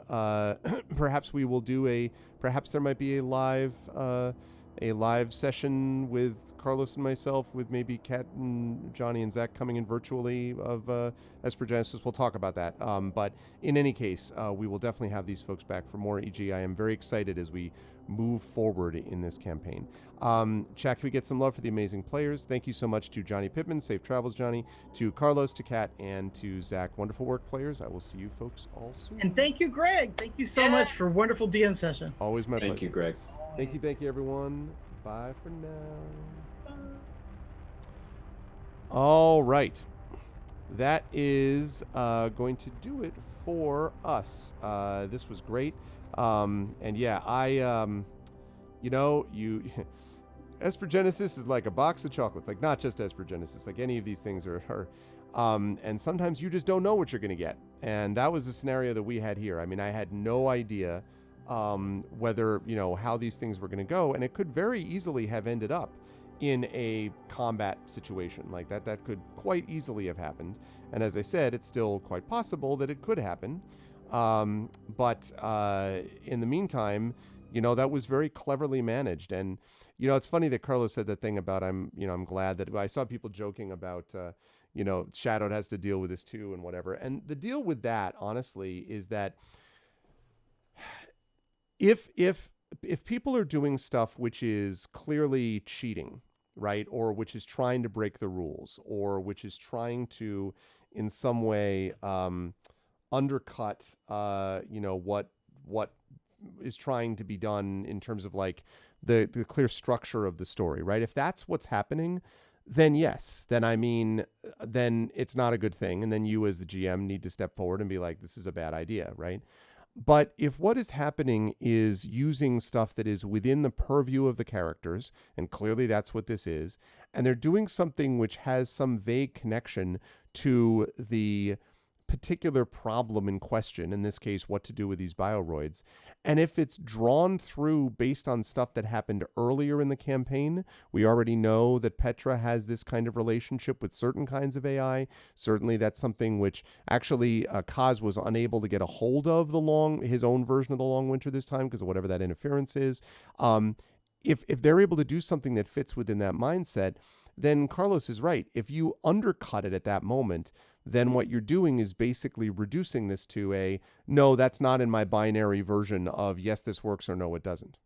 And it was quite possible, if he had botched the performance check, it's quite possible that something could have gone very badly. And then at that point, all bets are off. Maybe we're dealing with a combat next session immediately instead of actually going down that elevator. But instead, it was a clever idea. It fit with the characters that existed, and they rolled well.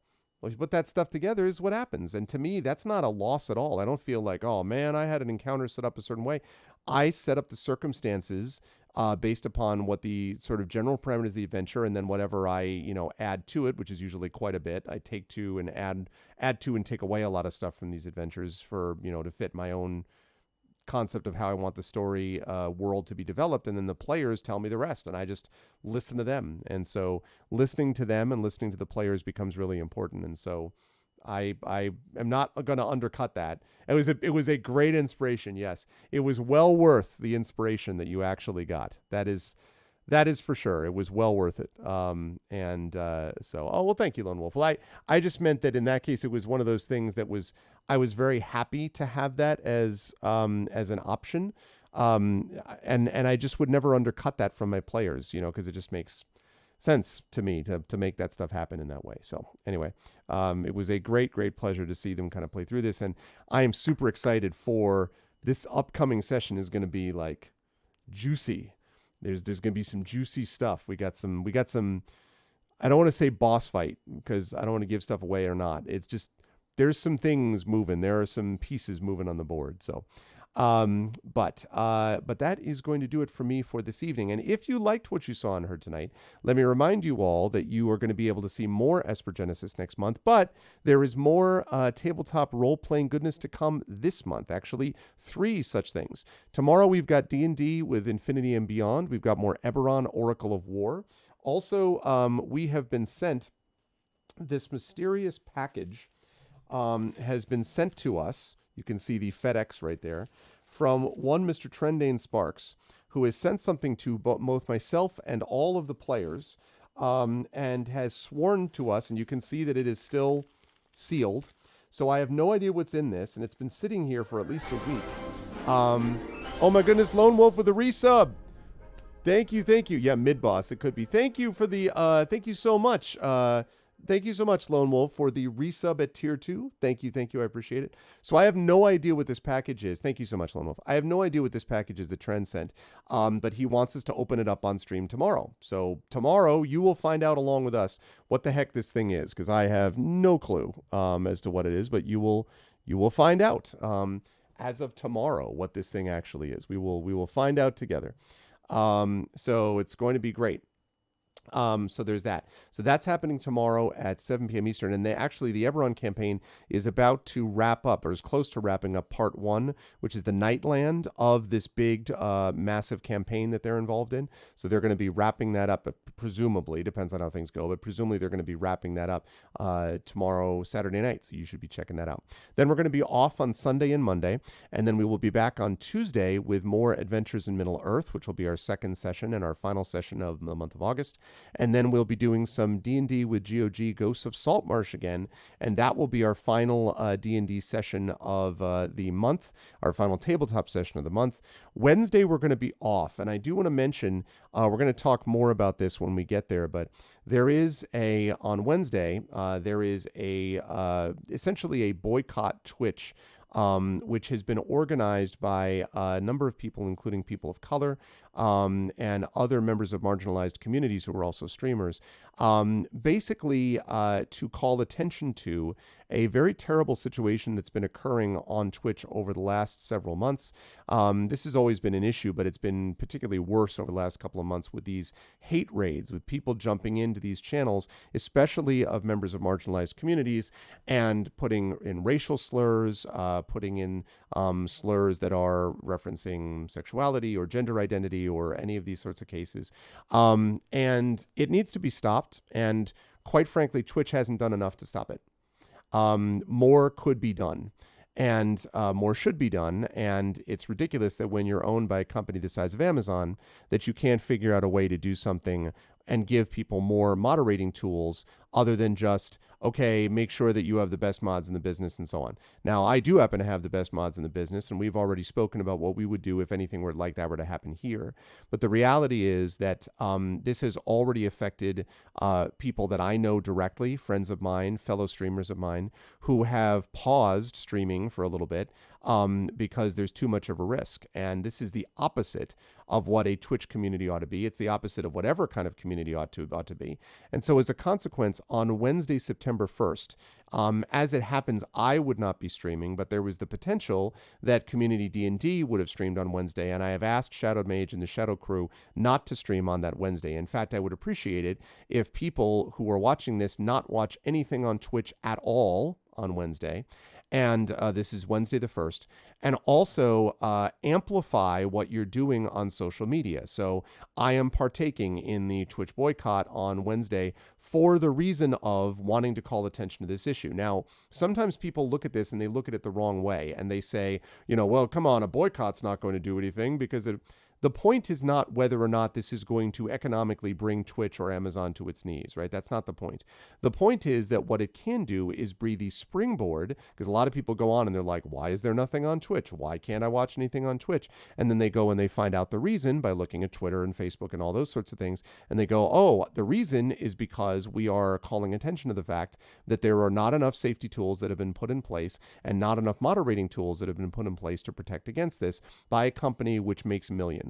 And when you have that kind of money being brought in, there is no reason whatsoever that more can't be done. So this is the beginning of something like this. It's not the end of it. And so you folks all know that we have a number of people on this channel who are people of color as either players or as DMs, GMs. We have people of varying gender identities and people who are members of various marginalized communities, also members of the disabled community, and so on. And all of those people are welcome on this channel, as I have made very clear since the very first day that I started streaming. Community, communication, and compassion are the three watchwords of this channel. And that means that you need to stand up and say something when it becomes an issue. So even though I am a cis white male, we have many audience members and many people who are streamers on this channel who I host here, who are members of those marginalized communities. And I am not going to ignore this or be like, well, that's just politics, when doing so would be just as much of making a choice as anything else. So this is a springboard. I hope that you will do this. And I hope also on Wednesday the 1st that you'll do something else. I hope you will also take that opportunity to take a look and find other streamers of color, find other streamers from marginalized communities, other streamers who are gay, non-binary, ace, aro, etc., and so forth. Also disabled streamers, and see what you can do to find those members of the community so that you can follow them starting on Thursday the 2nd. So on Thursday the 2nd, we're back to streaming. The channel will be open and available for duty again, and we will be streaming on Friday the 3rd and Saturday the 4th and so forth. But at least on Wednesday, we're going to be part of a statement in our own way that I think is important to make. The way that this works is if we not only do it, but then amplify the message. There are other things to watch, other people to watch. You can certainly, by the way, hang out on Discord. That's fine. You can hang out on Discord with the Arvanauts. You can hang out with each other. You can, do a couple of watch parties with each other and hang out, watch movies or whatever, or chat. You can do any of those things. That's totally fine. But just don't interact with Twitch on Wednesday the 1st. And again, then let everyone know you're doing it and why. Because the only way that this changes is if we as a community rise up. And that means we have to do that whether or not we are individually, personally affected. And this is the mistake that gets made too often. It's a lack of empathy, right? When you say, well, I am not Black, I am not Latino, I am not gay, I am not non-binary, I am not ace, aro, I am not disabled, I am not this, I am not from another country other than the United States, I am not a native, non-native English speaker, whatever. That it's when you say, well, I'm not any of those things, and so I'm not going to say anything, that's when you run into trouble.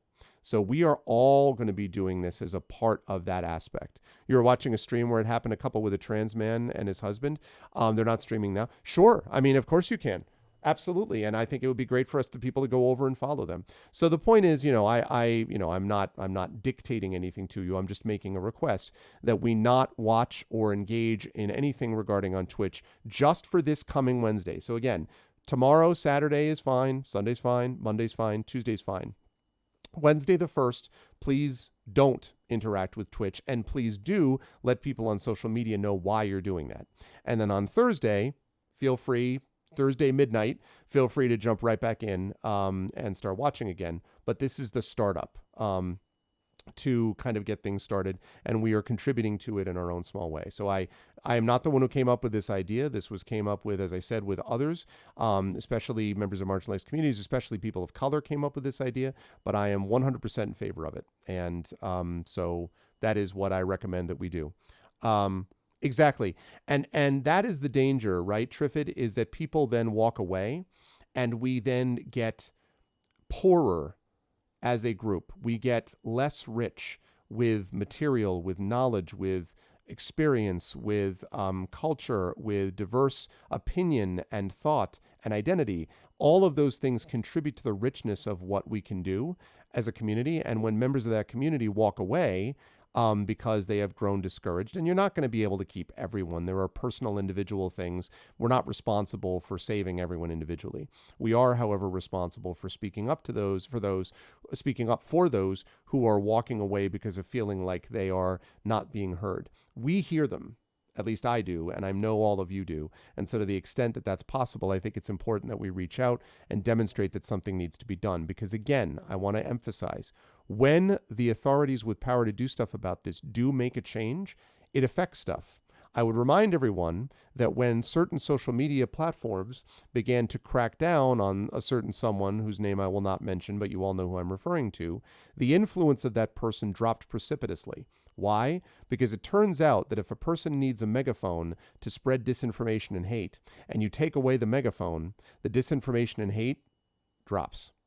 And so this is a similar scenario where there needs to be more done to give people ways of protecting themselves and staying safe.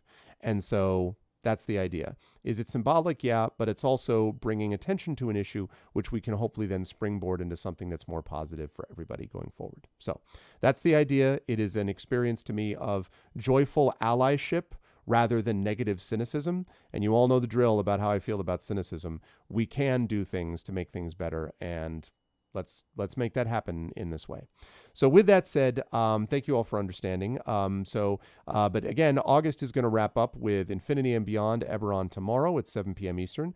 And then on Tuesday, we will have Adventures of Middle-earth and D&D with GOG, Ghosts of Saltmarsh. Then we will, and hopefully everyone will be, silent on Twitch anyway on Wednesday.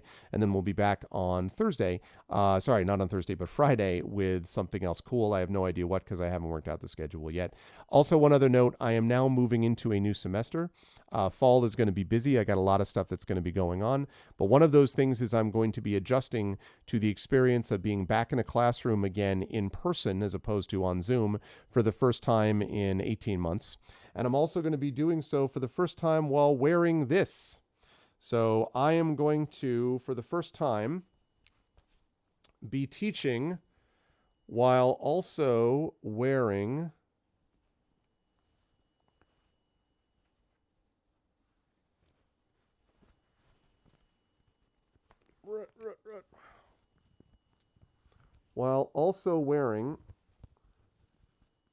this. So, not my favorite thing in the world to have to do, but also necessary to keep us safe. And so that's what we're going to be doing. We're going to mask up. I am obviously all fully vaccinated, and I'll get a booster when I'm told to do so by the authorities in question. I am just waiting to get my son vaccinated now as soon as that's approved, but that's going to be important. No, there's no St. John's logo, but you will notice, Triffid, that I did get a crimson mask, and of course it is the St. John's Red Storm. So I did get that, I think, which was reasonably appropriate. So this is a Yogg's mask, by the way, which is supposedly really good. It does not actually fog up my glasses, which is really nice. It's a better seal. But, me teaching without actually being able to see people's faces in more detail, or me, is not particularly fun. I don't like wearing masks. It's just that I know that they're necessary, when I'm indoors. I mean, that's it. It's not, I love wearing them. I can't wait to get to the point where we don't have to do them. But I also don't want people dying and suffering from COVID. And so that's why I wear a mask, because that's the drill. And so that's what we're doing. And that's what I'm going to be wearing down the line. So this is going to be a different experience for me, but yes, St. John's color. This is St. John's color. St. John's is a little brighter maybe than this, but it's basically red. So, and this one is designed that what you're supposed to do is you wear this, and then when you come home, you either put it in sunlight or you put like a little alcohol solution, but you're not supposed to wash this because that actually minimizes the effect of the filter. This is supposed to be, depending on how you loo it, this is supposed to last between 3 to 5 months. And so it was about $30. And if I get 3 to 4 months of use out of this, I will gladly spend $30 every 3 months to get something like this, which is reasonably comfortable and seems to work well, rather than spending a ton of money on disposable masks or spending money on like the blue surgical masks, which by themselves don't do a whole lot. So I don't know yet. I mean, I'll see. I should see whether or not I can actually drop a line to them to Vogue Mask. That is what this is. And see whether Vogue Mask, could they make a special branded? Can you imagine like this, but with like a little Arvin Eleron logo down there? Something like that in a UV box? Yeah, that's a good idea, actually. You know what? That's a good idea. That's a good thought, Dragon and Arudinel. That's a good thought. Maybe I'll do that. Also, this one has a cool, I got the extra little, this has ear loops, but it's also got this neck filter so that it's not, because if I have to wear this thing for like 4 to 6 hours when I'm on campus or whatever, and I've got this thing here, like, oh, that is going to be painful on my ears. So this thing on the back of my neck is going to be more comfortable. And St. John's now not only has a vaccination mandate for all students, staff, and faculty. In fact, if we are not vaccinated by, I think it was September 30th, then starting on October 1st, anyone not vaccinated will be put on unpaid leave until they get vaccinated. Fully support that. But also mask requirements for everywhere indoors. The only exception is if you're in your office on your own, then you can not have a mask on. So like when I'm eating my lunch in my office, which has its own door and is on its own, I can have my mask off. Other than that, I'm going to have this bad boy on. So good for St. John's. And that's what needs to happen everywhere. These now have been fully, these vaccines are now received full approval from the FDA. So let's go. The only way that we break this is if we continue to increase our vaccination rates. My home state of Connecticut is now up to about 67%, I believe it is, fully vaccinated, which is pretty good, 67% of the eligible population, but it needs to be better. I want us to get up to like 85, 90%. For things like measles and MMR and whatever, we're about 94 to 95% vaccinated. Maybe it's 92 to 93, but high, low to mid 90s. That's what I'd like to see us get to for the vaccinations for COVID as well. We will get through this pandemic. We will. But the only way we do that is if we do simple stuff like wear a mask when you're indoors. You don't have to wear it when you're outside at a park walking alone down a forest path. You don't have to wear it in those situations. But you do have to wear a mask indoors now. You do have to do so with the Delta variant, which is more contagious. You do have to be fully vaccinated. And you have to be careful to avoid going to, mass gatherings of unvaccinated people. But if you've got a group of vaccinated people that are family members or whatever that you can absolutely bring them to your house and hang out with those people if they are fully vaccinated. Absolutely, you can do that. But the other stuff is going to have to wait a little bit, and we just have to be patient. And the faster that we get there, the faster that we'll be through with this. And we will be through this one way or the other. I just don't want to have hundreds of thousands of more people dying while we're in the process of getting to the stage that we need to be. So, amen, Shadowed. Same. Yeah, good for Maine. And Maine, of course, Maine can hold, in terms of the states, right now, I believe Vermont is number 1 and Maine is number 2. And Connecticut is number 3 or 4. I think it's either 3 or 4. So I'm proud to be in the top 4. My state is sensible.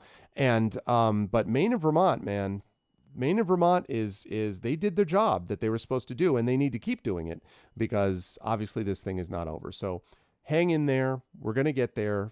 There is, have faith, but also match your actions to your faith. And that means do the stuff that you're supposed to be doing. So anyway, with all that said, I've got to rise up on out of here. I hope you folks enjoyed this today as much as I did. I really enjoyed this group, and I love Esper Genesis. And I want to thank Alligator Alley again for sponsoring this and remind you all that the Master Technician's Guide is now available.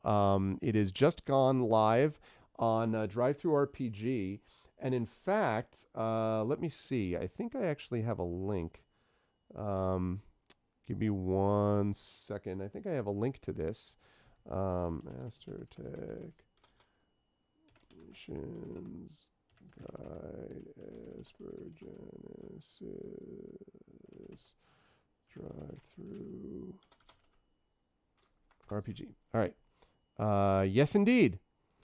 There we go. It is now available, and the link is right here. So if you, thank you, Shadowed. So if you want to check that out, you can. there is some really cool stuff in this. Guidance for running a 5th edition game in a sci-fi setting. You can customize weapons and armor. There's enhanced gear and scalable items. There's rules for cybernetics, robotics, and virtual realities. They have a whole set of virtual reality rules in here. So for the Dunsels, for example, I could see that being something the Commander Dunsel might be interested in. There is expanded rules for not just starship combat, but construction, how to build those things. There's advanced character options. There's random tables, of course, alternate sci-fi genres. I mentioned, I think, that there is a whole thing about like dreadnought combat and stuff like that. Very, very cool. And it's done with their usual polish and stuff. It's just very, very slick. I have great admiration, of course, for this system, as you folks all know. And I am very grateful to them they sent it, and we should definitely do that. I can't wait to get a print version. In fact, I got to get a print version of this and the Threats database. Threats database came out also during the freaking pandemic. I want a freaking print edition of all of this stuff to join the hot little hands that I have right here of the core manual. So I want a print edition of the Threats database and of the Technician's Guide, Master Technician's Guide, so I can get them all signed. Because that's definitely stuff that I would love to be able to have and get autographed. So we'll see. Anyway, if you like what you saw and heard, please follow the channel. Check out the YouTube with !arvtube, Discord with !arvcord, Twitter with !arv tweets, website arvanelleron.com, financially !arv shop for the merchandise area where you can get Adventures of Middle-earth, Infinity and Beyond stuff, and soon to be Esper Genesis stuff as well. !arv Treon right there. It's really the financial backbone of the channel. This new setup that I have, folks, this microphone, which I could put on my face like this, but this microphone here that I'm able to speak to, I'm going to be listening back to see how the sound was. But the benefit of having a system like this, quite honestly, is that it means that you see more of my face. Like, for one thing, I've got this microphone here, right? But I don't have this big honking freaking boom arm, which did its job for me for many years, but I don't have this thing like sitting over the window and making it impossible for me to see the monitor. So now if I look to the right, I see the entire room here, and then I can just, no more microphone, no more microphone. So it's nice and smooth. Thank you, Dragon Spear. And also the cable management system is cool because the cables run through the top of this. And let's see, how can I show you all? I'll show you this. This thing. So this right here is the cover that goes over the channel that holds the cable. And it's held in by magnets. So when you put this back on, it just snaps into place like that so that the cable works perfectly. It is pretty sweet. I should do the Grover near and far. Actually, I should see about doing that because I can set up my webcam on my other boom arm that's over here so I can get like a secondary camera angle basically to show that. Maybe I should do that. That might be a good idea. I will think about that. No, magnets don't interfere with the cables. No. First of all, the cables are shielded, Triffid, and secondly, the magnets are very localized to above where the cable sits. So the cable goes into the channel below, but the magnets are sort of above them and the metal just clicks in on top. So the magnets are too far away from the cable to create any kind of interference. And in fact, if you listen for just a second, I'm going to up the mic for just a moment.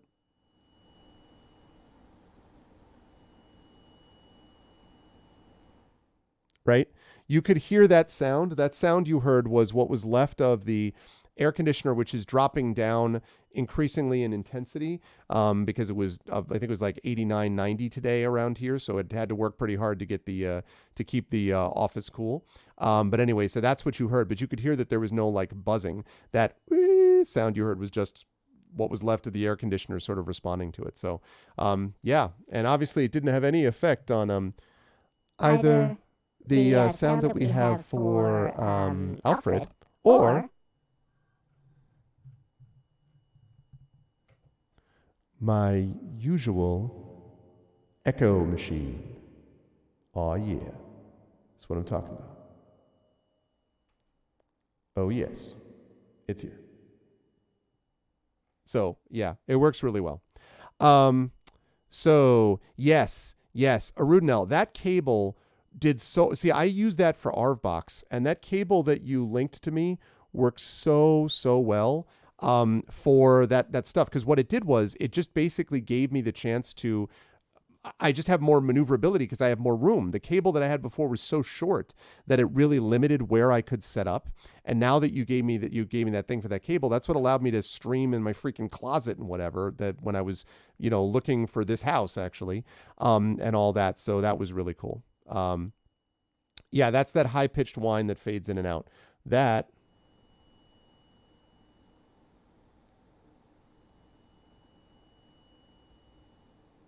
Yeah. That is dealing with the air conditioning. And when I'm speaking like this, you can hear that it's not really, because I'm speaking, so you wouldn't notice it unless I had it like jacked up to like this, huge high level. And so, yeah. And the high pitched whine, by the way, does not sound like a high pitched whine to me here. It only sounds that way when I jack it up so high that it's picking up like, things scratching, what I mean, on the carpet or anything like that. So, but in any case, so this was lots of fun. I enjoyed it. And where was I? Oh, yeah. So anyway, I was saying the Patreon, exclamation.arvtron made it possible for me to get something like this. So thank you for allowing me to get this low profile arm and the lighting and all this stuff. And hopefully that all improves the quality of the stream that you're all watching. So it sounds more like a liqueur. Yes. I see what you did there, Dragon. So again, the support of the Patreon gets you cool stuff and allows you to get stuff for the channel as well, which I appreciate. Also, thank you to Arudnell and I think it was Lone Wolf? Who was the other person? Oh, J-Rab, who also did the channel point inspirations and then immediately used them, so I didn't have to worry about remembering that to go it. So that's the thing. But that was the thing that I was able to do. Thanks to the power of things like the Patreon, you were able to get inspiration. So thank you for that. And subscribing to the channel also allows you to focus on the, will also allow you to subscribe to the channel and get those awesome custom sub badges and emotes and all that kind of good stuff. And that, actually, now you're making me wonder about that wine. What is that wine? Wait a second.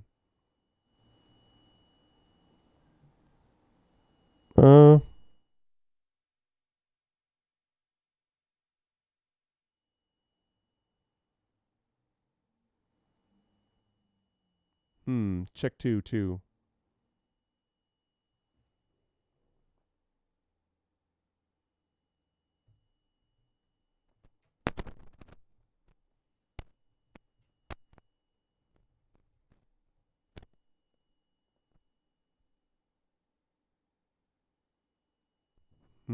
Test 2. Yeah, I don't know. I don't entirely know what that is. It's the first time that I noticed that. I'm not sure what that is. Not sure. All right. Well, I will have to check into that later on, but I'm not going to do it now. But I don't know exactly what that is.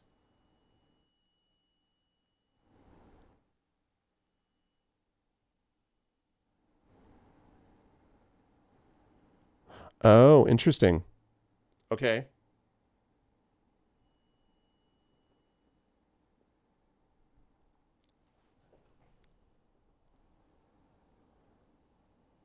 Gone now, right?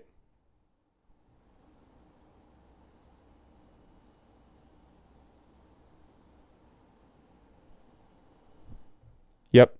So interesting. That is my secondary mic.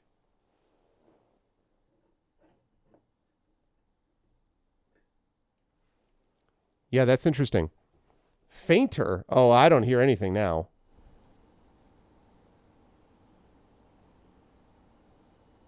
Yeah. Now it's just picking up the air conditioning in the background. So that's interesting. That's my secondary mic. And that's fine because I don't use my secondary mic with this except when little Arv is here or when I have someone else. And when that happens, they're going to be talking and that's not going to be a big deal. This main mic is the thing that I don't want to have any problems with. And that is not...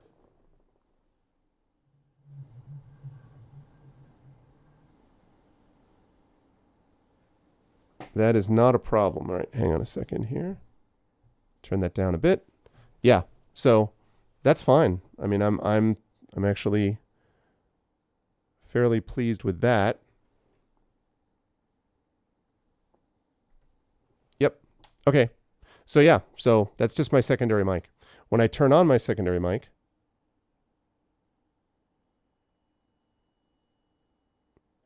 yep, it's a secondary mic. That's fine. I wonder if that's a little bit of feedback even from the secondary mic maybe, but anyway. Yeah, oh God, yeah, the transformer boxes, yep.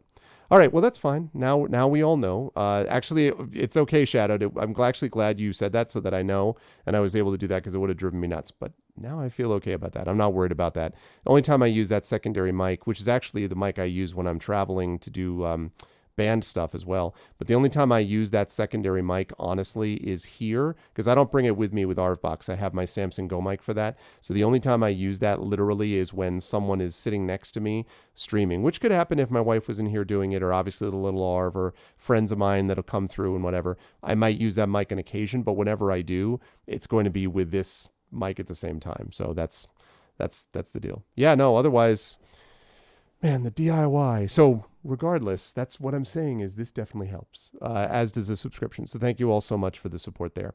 And of course, on the publishing side, exclamation point Icarus for my Icarus graphic novel from Athos Arts, exclamation point Library for my Tales and Tomes from the Forbidden Library from Alligator Alley Entertainment, which is already now being shipped as we speak to people, the physical copies of that. And exclamation point Gray Shade Chaos for details about my Gray Shade Kickstarter. Again, a reminder, the Gray Shade Kickstarter is not happening. This is why I stopped a couple of weeks ago giving strict dates. It is not happening next Tuesday. It has been pushed back somewhat. I will have a new date for you as soon as I can. Right now, what I would say is there are positive signs, very positive signs about how things are going to proceed. But I just need to make sure that I do this in the right way.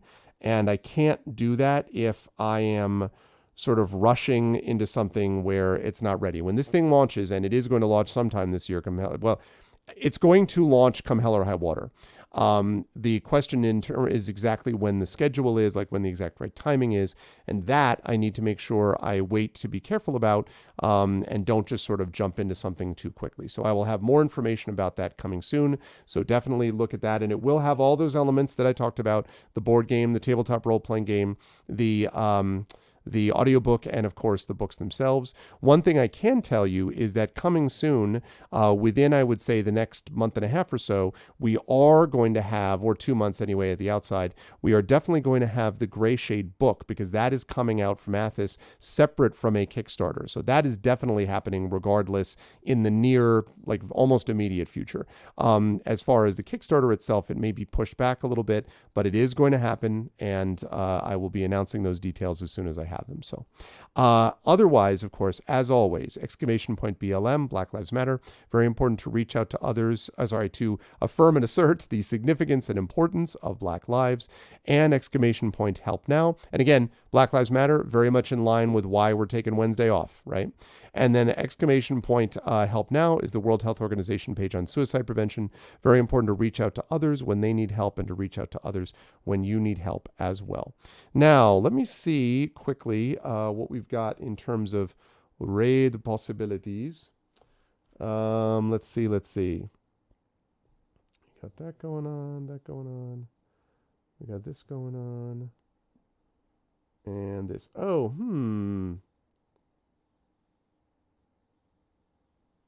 Yes, I think I know someone we're going to raid. So raids are real simple. If you are not a sub, you are going to do this, which is the Arvanauts have landed, followed by Twitch raid, lowercase Twitch, uppercase R, lowercase AID. And if you are a sub, you're going to do this.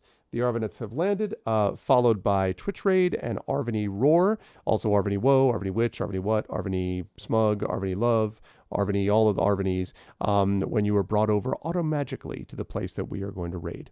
I want to thank my amazing mods, best in the business. Thank you to Arudinel, to Dragon Spear, to Rock God, to Shadow Mage, and to Triffany Metz. Thank you so much to my subscribers as well. Arudinel, Dragon Spear, Rock God, Shadow Mage, Triffany Metz, Lone Wolf, Mrs. Dunsel. Thank you as well to, check this out, I can come over here and still I have my mic with me. Thank you to Alex. Thank you to Kat, to Echo, to Galadriel Bot, who's totally not a bot.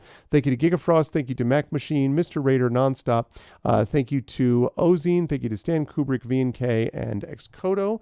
Thank you, everybody. And please stick around for the raid. Please do that raid, and then you can head up on out. And otherwise, I will see you folks Saturday evening, 7 p.m. Eastern, for D&D with INB Eberron, the Oracle of War. Until then, thanks everyone. Oh, and a special thanks tonight, my players, Johnny Pittman, Zach Clay, Kat Rambo, and Carlos Hernandez. Thank you so much to all of them for a wonderful play. And thanks again to Alligator Alley for sponsoring us. I'll see you folks Saturday evening for some D&D. Be good until that time. Be good to each other. Bye for now.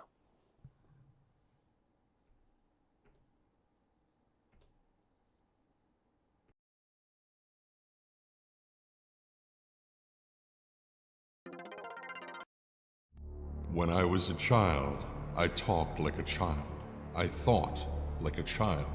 I reasoned like a child. When I grew older, I set aside childish ways. Corinthians 13:11. In the distant future, mankind has spread into the stars and found it is not alone. Within the cluster of planets known as the Silrain Heart, many races strive for survival or supremacy. But throughout this array of planets, societies, and cultures, each has one thing in common. The Crucibles. Scattered throughout the galaxy, each moon-sized structure contains a core of raw Saurian, a form of mysterious energy used to power ships, cities, and sometimes the warping of the fabric of reality itself. Beings who can do this have been given a name: Espers. The power of God has been granted to God's children. It is a time of terror. It is a time of wonder. It is the time of Esper Genesis.